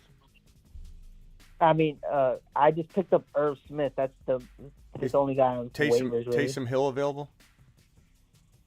Yeah, Taysom Hill is available. I honestly, I just pick up Taysom Hill, but I'm not saying I don't like the idea of getting.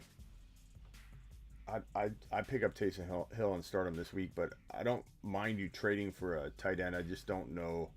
I feel like Jamal. I'd rather go get Swift from that owner or hold Jamal over his head and I think the mistake people make when they trade Jamal Williams is they try and get like a big name player. Like you can't do that. You got to take, if you're trading Jamal, you take your AJ Brown and you give Jamal and you try and upgrade him just into just a slight upgrade, whether it's a Adams, or insert the player you like. That's how you use Jamal. You use him as an additive, as an accoutrement. You don't just expect to get a big name baller player when he's got an empty gas tank. He's got a shelf life, a ticking timer when he becomes non-existent. So he has zero value in a 1-for-1, but he has enormous value in a slight upgrade situation. So that's what I'm doing with for Higbee is too much. You what? I'm saying you think me trading him for Higbee is too much? I just, like I said, this is how I use him. If you'd use him any other way, I feel like you're not using the value. He's got like, especially this week, bro. He could absolutely go bonkers again, and you're going to be trading him for what? You know, like when Taysom Hill's sitting there. I'm not saying I don't like Higbee. Higbee's everybody's favorite tight end right now because the targets are there. But are the targets going to stay that way? Is everything going to? I like Higbee, but I feel like Jamal Williams. I'd rather have him upgrade.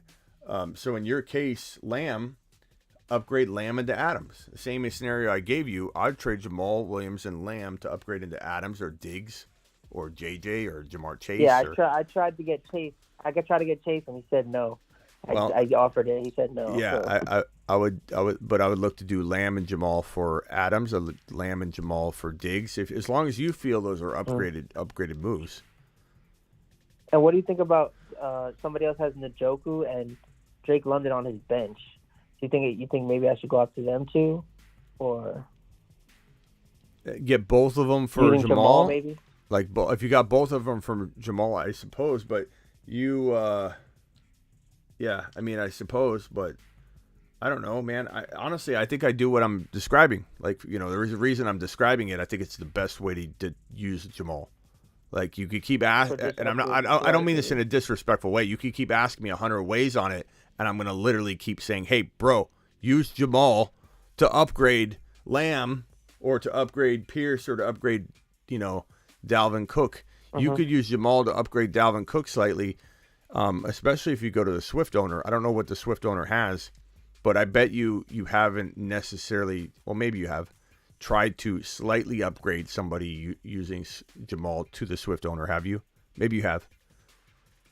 No, well, I tried the Swift owner. Like, he's a Lions guy, so like he doesn't want Jamal. I don't know why, but like Swift, Hawkinson, and Amon-Ra Brown, he has all of them, and he's not trading any of them.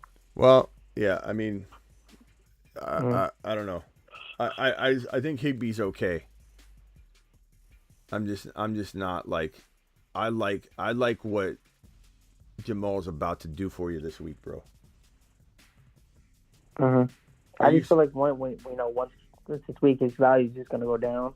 It probably will, but he's also like one of the biggest home run hitting stashes in fantasy. If like, let's say he does go back to 30%, 40% roll or whatever, I think he still could ball out. And what if Swift goes down again? You know, he's injury prone. True. He's coming back from a shoulder injury. I mean, look, Higbee's not bad. You want to do that trade? I'm not going to say take a lap. That was a horrible trade, anything like that. I just feel like I would use Jamal differently, but I don't blame you for wanting to use him a different. And what do you think about? Sorry, last question. What do you think about my flex? I'm deciding between Ramondre Stevenson, Jeff Wilson, Pierce, and Dubs. I mean, from the 4. Pierce? Yeah, Pierce. Pierce, okay. Yeah, but I mean, these are your two. All right, thank you. These are your two running backs right here, though. But yeah. All right, bro. Appreciate it. Call me back and update me. Thank you. Later. All right. Thank you. This one from Payne. Payne says, "What's up, Graveyard Shift? Hope everyone wins tomorrow." Thank you, Payne. Appreciate you dropping that super chat, my man. Traded St. Brown and Dobbs for Diggs. Home run. I love St. Brown. But I'm taking Diggs all day long. I think everybody in here is probably in agreement on that one. That's a really, really good move. Nice job. Very, very good job. Padilla, appreciate you. AV says, which two? Curtis Samuel, TJ Hawkinson, Khalil Herbert. I'm going to close the phone lines down, guys, and we'll do a quick rapid fire before we get out of here. Which two? So standard. Let me go back to this view here. AV. Which two? Curtis Samuel, Hawkinson, Khalil Herbert. Probably go Hawkinson and Khalil Herbert, but monitor the Monty news and what that looks like, because if it looks like he's getting the ball a ton, then we start worrying. We got a $10 hauler from Ahmad. Let's go, mashed potatoes. Ahmad, appreciate you, my broski. Any tips to improve this team? Hurts, Kamara, Breece Hall, Devontae, A.J. Brown, Logan Thomas, Dameon Pierce, Mike Williams, Dylan, B. Rob, Dotson. That's a really good squad. Hurts, Kamara, Breece Hall, Devontae, A.J. Brown, Damian Pierce, I trade Mike Williams and B. Rob, who's a very hot commodity right now.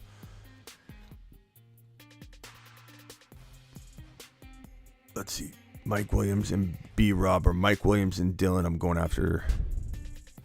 You already got Kamara. I know it sounds like I'm beating a dead horse, Ahmad, but I would go JT.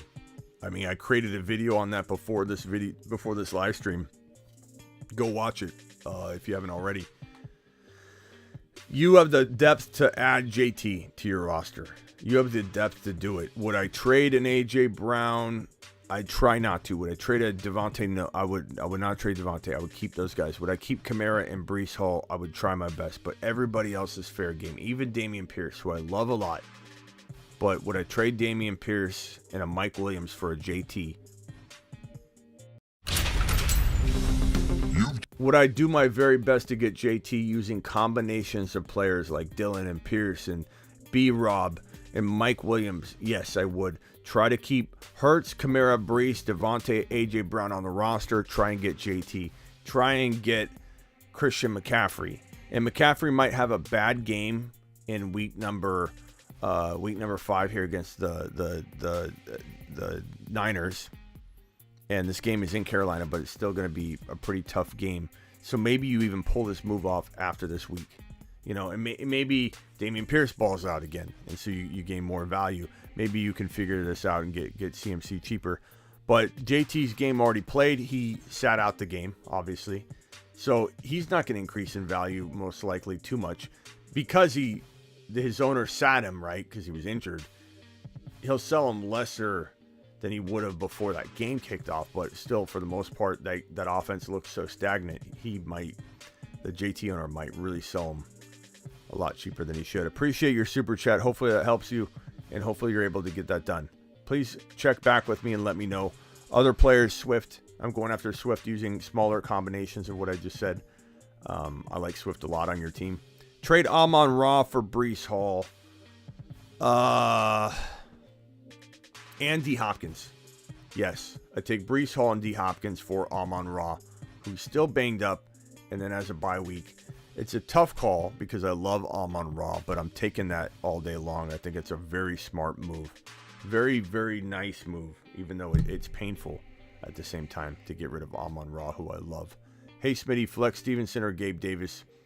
I feel like Gabe Davis, as long as everything looks good and we don't see some kind of limited decoy snap count news in the morning. And I'll be live the entire half hour leading into kickoff. I've got the link pinned to become a YouTube exclusive member if you want to be a part of that morning show that I do. It's the last half hour of morning game kickoff. And everybody can watch it for sure. But, to get your question answered, you got to be a YouTube exclusive member. And so you got to have that green name. Everybody in here with the green names, and they got little badges next to them. All you got to do is click on that link that I've pinned in the live chat. It's also in the description if you're watching the replay. And you could join the YouTube exclusive membership and get in on the fun. And Thomas with a super chat. Dobbins or Wilson Jr. full PPR, Dallas or Tampa. Let's see. Tampa is at home against the Falcons. And I think Dallas is going to score points, but I don't know. I kind of like that Tampa D a little more. Atlanta, Mariota. Give me the Tampa D all day long. But as for this other question, Dobbins or Wilson Jr. Dobbins is he at home or away? I am forgetting on the. He's at home. It's going to be a shootout. So Dobbins has got to probably do a lot of his damage through the air, and he's PPR capable. He's a PPR capable running back for sure. I would probably say Jeff Wilson Jr. against the Carolina Panthers. I think that the Niners blow them out, and maybe not. Maybe their defense is so good though, and then they run the ball. I don't think Jimmy wins it, but I think the Niners win the game probably, and they run the ball a ton. But I don't hate J.K. Dobbins in this game. I still don't trust him fully, but I don't hate him in this game. But I probably lean Jeff Wilson Jr., but That is a very, very tough call. Very, very close call. Ahmad with another super chat. JT owner isn't selling. I tried all kinds of combinations. I'll try for McCaffrey. Mixon I would take in a smaller deal, though. Any other options? Taysom Hill is on waivers. Swap Logan. I'd probably take Taysom Hill right now over Logan. Other running backs that I'm going after, bro, in your situation would probably be Eckler, but he's going to cost a lot. McCaffrey, Swift. In some cases, Derrick Henry, but then I do look to flip him before, double-digit weeks, just so you know. Aaron Jones is a good buy low. And then you start getting into, why don't we just go after Jefferson or Jamar Chase or Devontae Adams or Diggs, you know what I'm saying? And I forget if you own one of those guys, but you know what I'm saying. Let me see if I can look your team real quick. So your wide receivers are Adams. You already have Adams. You already have A.J. Brown. So, yeah, maybe do the same thing I'm talking about to get JT and just get JJ or get Cup or get Diggs. Could go after Debo in a little bit of a smaller deal than we were talking there, but those are all, get one of those big guns. The point is, Ahmad, you've got the depth to get a big gun added to the equation here. Adam with another super chat. LJ, Lamar Jackson, Swift, Barkley, J-Rob, Kenneth Walker, Adams, Curtis Samuel, Dobbs, Garrett Wilson, Curtis Samuel again, Daryl Mooney, Corey Davis, Russell Gage, Mark Andrews. How can I improve your 4-0? Well, you're 4-0 for a reason. You're getting Swift back soon, so hang tight on that. I don't see Jamal, so I would definitely look to get Jamal as he's becoming cheaper. But you've got a baller team in LJ, Lamar Jackson, Swift, Barkley, and Adams. It's a phenomenal core. And I like Mooney. Don't cut him. I love Andrews. You're 4-0 for a reason. There's no real moves to make here. I think making trades is just not good business unless you're trading James Robinson for maybe a Dillon. James Robinson and potentially a Curtis Samuel or let Dobbs get more value this week, and then maybe you're trading J-Rob and Dobbs for one player. I would say if we're talking wide receiver, maybe DK or Olave, a Pittman type of player. So J-Rob, I like Pittman a lot. I would potentially go get Pittman straight up for J-Rob right now. Maybe let J-Rob, I think if you executed it, you get J-Rob's points this week. But if you got to execute it before the week is, kicked off, it still goes through no matter what, but you get J-Rob's points. But those are all moves I'm looking to make, bro. You got Swift. Go get Jamal Williams using Dobbs, Curtis Samuel, Mooney, Garrett Wilson, maybe even J-Rob for Jamal Williams, and hopefully you could get something back, but it's worth it for the peace of mind. You're 4-0. If you can lock down Swift and the risk that goes with Swift and have Jamal Williams and literally have your running backs locked down, it might be worth using using J-Rob for Jamal. But try and get more because Jamal is on borrowed time. Please punch that thumb up button. We've got 352 in here and 195 thumbs up. Appreciate you all dropping the fire with me tonight. This one's from Coco. Half PPR, 3-1, lost Javonte and JT. Have Brian Robinson, ETN, Justin Herbert, Waddle, Lazard, McLaurin, Bateman, Mark Andrews. Very, very good squad. Sorry about Javonte. So JT and ETN was a tough. Javonte and ETN were two tough situations you had there, but I'm sorry, Javonte and ETN. But having Waddle, having McLaurin, having Mark Andrews, having JT, you have a really good squad. B. Robinson's going to step up in the nick of time. ETN, hold him, don't cut him. Justin Herbert, you're obviously balling at quarterback. I would trade Waddle, personally. I mean, if you could upgrade Waddle slightly into like an Adams or something using... this is tough, though. I don't know if you can do much because you don't want to get rid of B-Rob unless you're going to get a running back. So would I do Waddle and B-Rob Your wide receivers would be what then? You'd have JT, you'd have... Yeah, I don't know if I can do. I think you wait. I think you let B-Rob gain some value. Sometimes no move is a smart move. Of course, I'd entertain offers where someone's knocking down your door and offering you something you can't refuse. But for the most part, like, I don't think I'm chasing anything yet. You want JT to gain value. You want Herbert to gain value.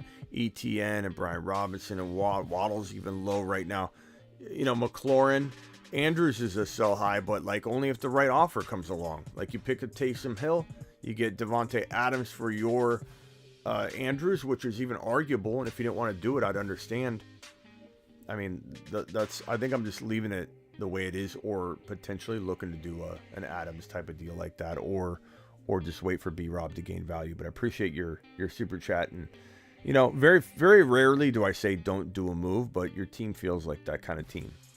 Hey Smitty, who should I flex, Duvernay or Boyd? Give me Boyd in this matchup against the Ravens, where the Bengals just own them and throw a ton. Anything can happen. I think the Ravens, it's the same game, obviously. The Ravens could be down and throwing the ball. And maybe the Ravens beat them. Maybe the Ravens are up 21-0. Like, it definitely can happen. History doesn't always repeat itself. So, it wouldn't be crazy. But either way, I feel like Boyd's getting... They're either going to be throwing a bunch on him, and Boyd's going to be potentially getting some good targets, or maybe the Bengals are down, and they're throwing a ton to Boyd.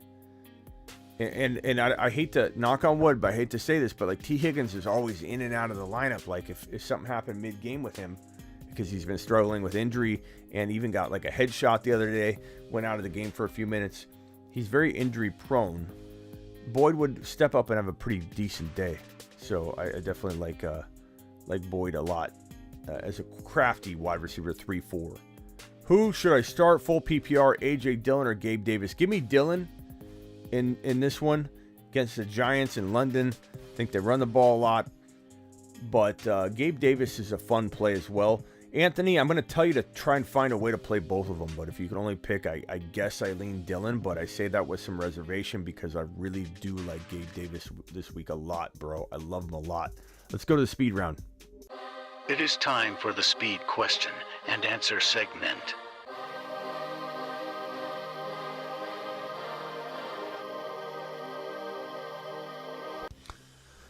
Speed round, and this is how we're going to end today's show. Let's do a 7-minute one because my brain's a little fried. I don't want to go too long. 7 minutes of non-stop question and answer.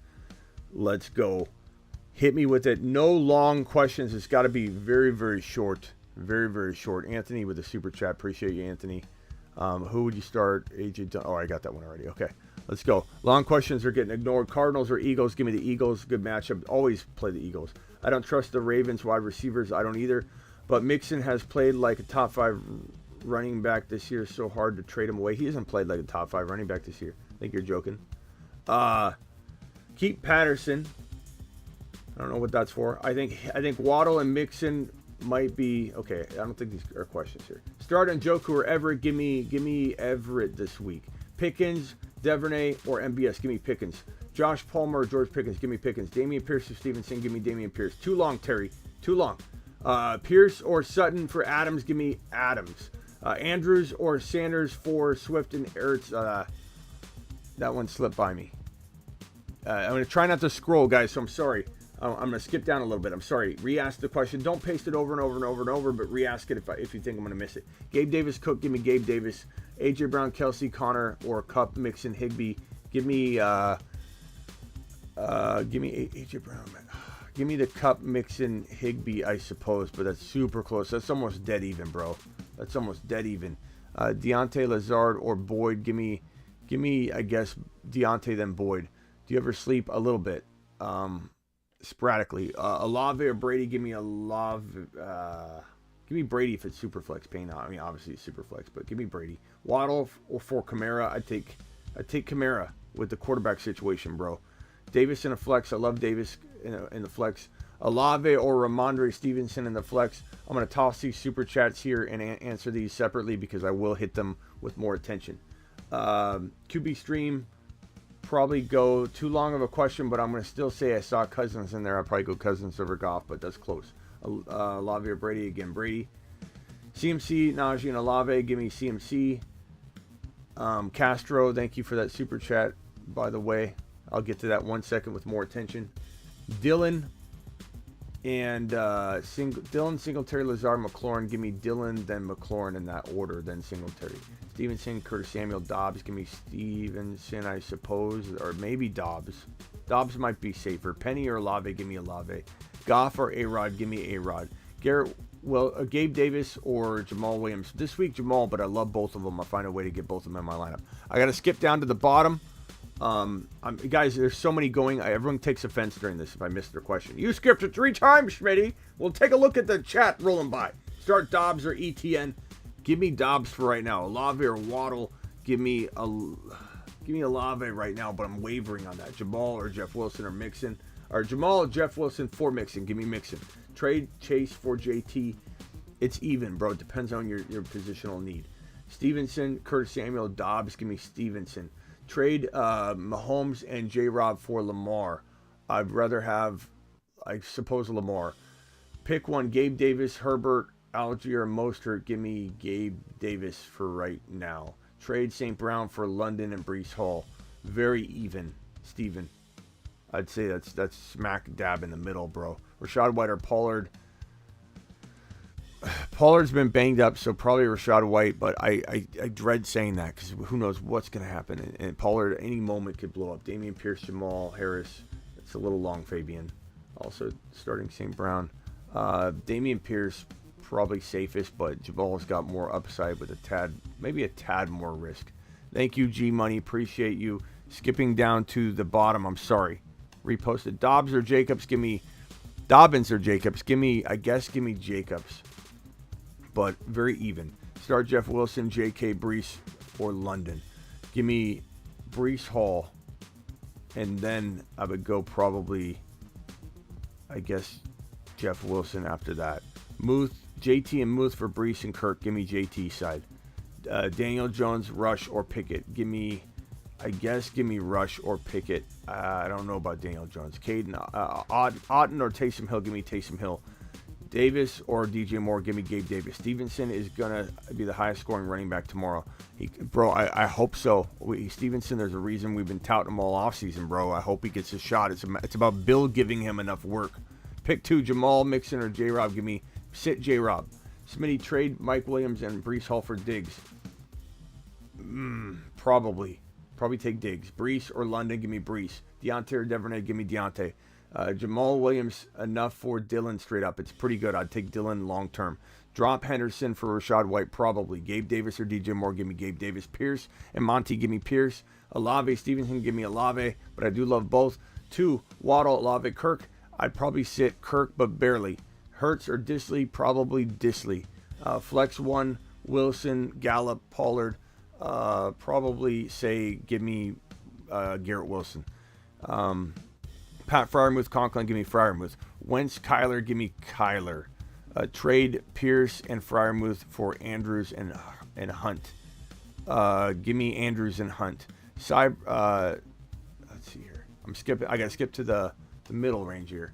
Hurts or Logan Thomas. I guess I go back and forth on those Hurts questions because they're gonna be passed on Hurts. Mike Evans or Alvin Kamara. I'm going Mike Evans until Kamara proves he's healthy, but I like Kamara. ETN Pollard, probably coin toss on that one. Olave, Kirk, Waddle, put Kirk on the bench. Hurst, Disley, probably, I go back and forth. Disley, I might have even answered that different. Curtis Samuel, Miles Sanders, go Miles Sanders. Pierce or Monty this week, go Pierce. Appreciate you, Anthony. Need one for my flex. Elijah Moore, Isaiah McKenzie, ETN, Zay Jones. I'm probably going to go with Elijah Moore, I suppose. Need 2. Breece Hall, Singletary, Ramondre, Stevenson, JK. Give me Stevenson and Breece Hall, but that's tough, bro. It's tough. Jags D, Eagles D, probably Eagles D, but bro, they're both playing out of their mind. Carr, Cousins, Lawrence. Give me Carr or Lawrence in that order, and then Cousins. That could bite me. That's like 50. It's like a 33.333 to 33.333 to 33.333, bro. Pierce or Monty, give me Pierce. Waddle or Dobbs, give me Waddle. Mark Cleveland dropping a super chat. I want to put that right there for Mark. Mark, I'm going to handle that right when I'm done with this. And I think I'm all done with the speed round. Higbee, Hawkinson, give me Hawkinson. Rest of the season, Hall or Damian, give me Hall. Algier, Pollard, give me, I guess, Algier for volume, but it's a darn tough matchup. Damn, I just make it at the end. It's right, Jordan. You can rewatch it. Scary Terry, Kirk, probably Kirk safer. Scary Terry, a little bit higher risk. Okay, Mark Cleveland with a $20 hauler. Let's go! Mashed potatoes! Yeah, buddy. Yeah, that's right, Mark. Mark Cleveland. All right, I'm not starting this timer over. Let's let me close this out real quick. I'll put it back up just when I leave. I don't want to screw that up, but yeah, we're done with the timer. Mark Cleveland says trade Corey Davis and Melvin Gordon for Gabe Davis and start A.J. Dillon or Dobbs. Okay, so trade Corey Davis and Melvin Gordon for Gabe Davis. I smashed that. You know I love Gabe Davis, Mark Cleveland. I think this is a really good trade. It's crafty right now. I think people are going to say, yeah, I don't like Gabe. I love Gabe Davis. I smash it. I don't know if you guys agree with me. Not a lot of people love Gabe Davis right now. He came out of week 1 as a low-end wide receiver 1, high-end wide receiver 2. Everybody loved him. Everybody loved him. He's been banged up. People are forgetting he exists. Start Dillon over Dobbs for me, but it certainly could go either way. Let's get the chat to vote on that. Would you go Dillon or Dobbs in the London game in the morning? Please help Mark Cleveland out.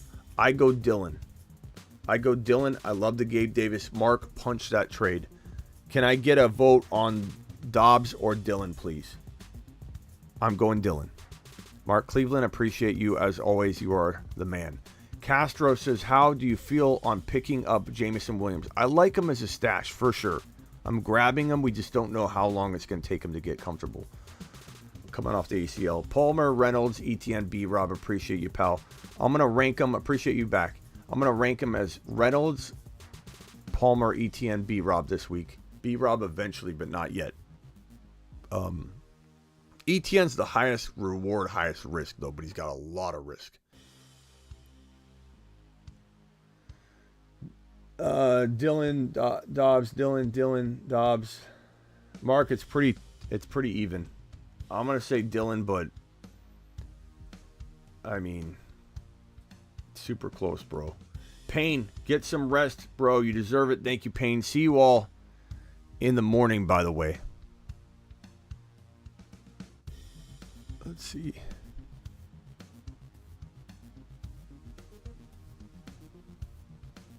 And I'm going to get out of this chat so you guys don't think I'm doing that again.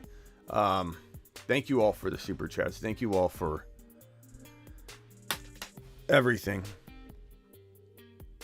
You guys rock. We're almost at 15.3K. By tomorrow evening, I imagine we'll be at 15.3K. On our way to 20. Gabe Davis or James Conner. Conner is going to have a tough time against Philly, bro. So I'm going to say Conner is going to the bench for me this week. And Mark, keep that in mind with your trades with Conner and all that. Ramondre, Detroit, Brandon Cooks, Jacksonville. I'm going with Ramondre. You've just been Smitty approved. Been Smitty approved, Ramondre. Kamara, Terry. I would go Kamara, bro. If it's me, but it's very, very tough. Would anybody feel differently about that? Would anybody sit Kamara and put in Stevenson? I think some people would. I couldn't sit Kamara, but I mean, look what Kamara just did last week. Stevenson might be safer. OJ Simpson says, I deserve massive fame. You deserve massive fame, OJ Simpson. Appreciate you. OJ, convict him, free him, and stand tall, and you'll all go home with an autographed ball. Appreciate you, OJ. Oh, boy. Guys, hit that thumb up button. We have 308 people still in here, 209 thumbs up. That's a respectable number, but I wouldn't mind if the additional 100 or so said, you know what? I'm going to hit that button for my boy. I'm going to hit that button. I Smitty approve anybody that hits the button right now. Smitty approve any of you. Thank you, Marcus Aurelius. Appreciate you. Lockett and Jacobs for Adams.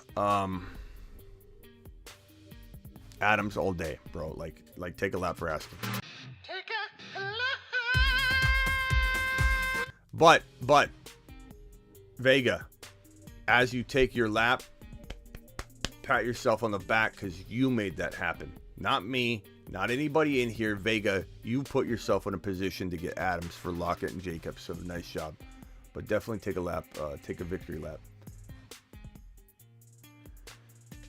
Castro says start 2 Boyd, Devontae, Duvernay. Devontae Smith and Boyd for me, Castro. That's a pretty easy call. Anything could happen. I'm out of here. I'm live Monday through Friday. Every single Monday through Friday. Your boy Smitty does it live. Monday through Friday, 7 p.m. Eastern. Then I'm live whenever news breaks. I'm live all the time. Then I go live in the graveyard hours like this. This is not one of these. Right now, we're live. Just because we go live at night, like Tuesday, Thursday, Friday, Saturday. None of that is encompassed in this right here. We go live more than anybody. And I work for you. So I appreciate you. Here are all the social handles if you want to check me out. Obviously, we're on Spotify, The Fantasy Football Show. You can search for me there. A lot of these videos are on Spotify, so go get them. Our Dynasty channel, we're going to do a lot more Dynasty content on the Dynasty channel. So go, the link is, if you go in the description of the video, you should see that link in the description of this video. But go subscribe to the Dynasty channel. We're going to do a lot of Dynasty stuff in the off season. This is the main channel you're watching right now. That's my Instagram. That's my TikTok. And I'll see you all in the morning. The first half hour of the final hour leading into kickoff, I'm on Instagram. Then the final half hour of that last hour leading into kickoff, I am here on YouTube answering your questions in the live chat and only speaking to the people that have the YouTube exclusive membership. So make sure you get that. It's pinned in the live chat. It's also in the description of the video. Higbee or Hawkinson, week 5. I'm going Hawkinson, but it's arguable. B-Rob or Jameson Williams rest of season. Probably B-Rob, bro. It might be B-Rob season. Good trade value for people that were able to hold on to him all year. Should I start Najee, Singletary, or Dameon Pierce? Najee, no.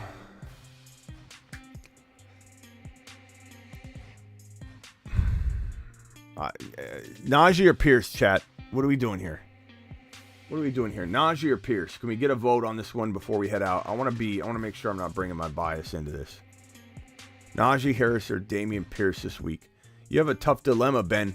Ben, you need to make a trade, Ben. Get on the phones, Ben. Get on the text, Ben. Make some trades, Ben. What are we doing here, guys? Najee or are we going Dameon? We got 1 vote for Dameon, says Zach.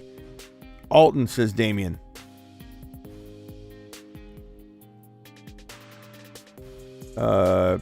All of these are Dameon Pierce votes coming rolling in, bro. It's like Pierce City up in here.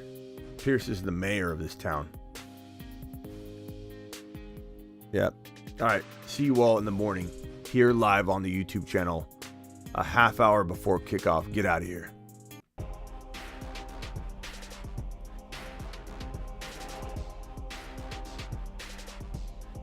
And guys, don't forget you can play Underdog before kickoff. Link in the description. Use promo code Smitty. Draft for a week 6 through 17 game, but you can also do the over-unders. On my Instagram stories, I don't know if they're gone already. I can try and put them back up. They're my favorite props for the week. They've got like some crazy ones. One of them is let me read one off to you. They're amazing props. They're amazing. So it has let's see here.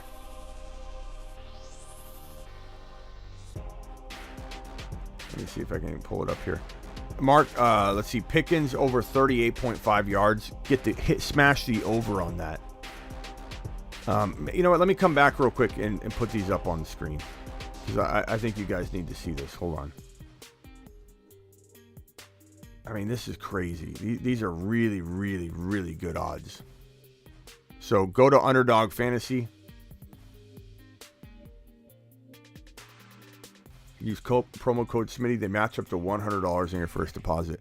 I had to come back for this. OJ Simpson joined the... Guys, We got a celebrity. OJ Simpson just joined the YouTube exclusive membership. OJ, we're glad to have you. Look at these. I feel like on Underdog Fantasy, promo code Smitty, they'll match up to $100 in your first deposit. Links in the description. Look at this. You pick these 5 to happen, and $5 gets you 100. $10 gets you 200, and so forth. $20 gets you $400.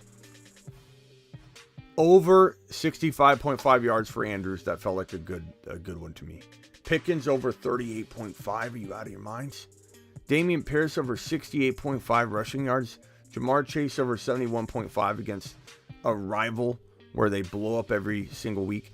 Chris Olave over 63.5. These felt like smashes to me. So those are the unders that I picked on Underdog. Promo code Smitty, link in description. Go get your over-under on. It's such a fun way to play. It's extra skin in the game. You're watching the games. Things don't go well. You could smash a 5-pick 20. This is a 20-time multiplier. You got to get all 5 of them right when you do a ticket like this. But it's a 20 times multiplier. So, you might be having a bad day. And you did a $5 bet to win $100 because you saw, hey, some human being named Dave has got his stapler and he's sitting there, or his pen. And I don't think I have a stapler on my desk.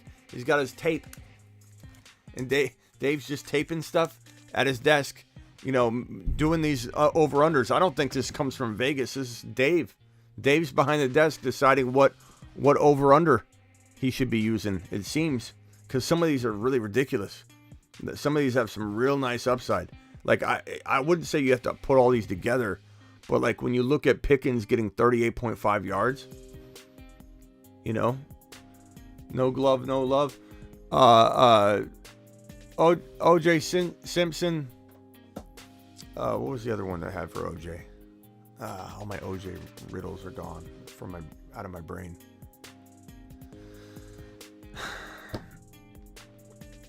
OJ, acquit him now and stand tall. You'll all go home with the autograph ball. Already said that one. OJ, acquit him now and let him ride. Let him go the Broncos outside or something like that. I don't know. All right, appreciate you all. Later.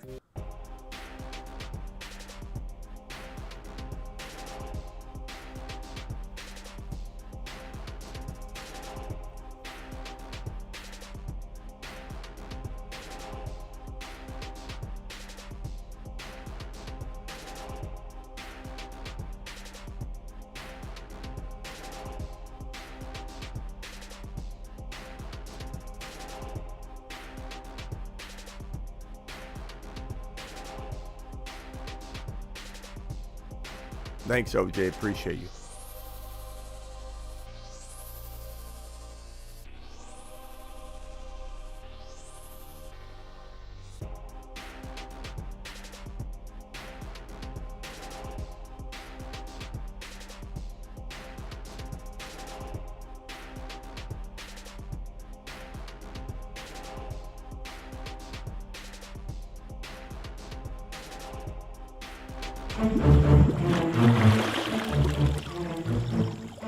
You are offer sex.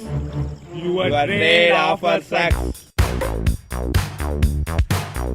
Get breached. Get breached. Get breached. Get breached.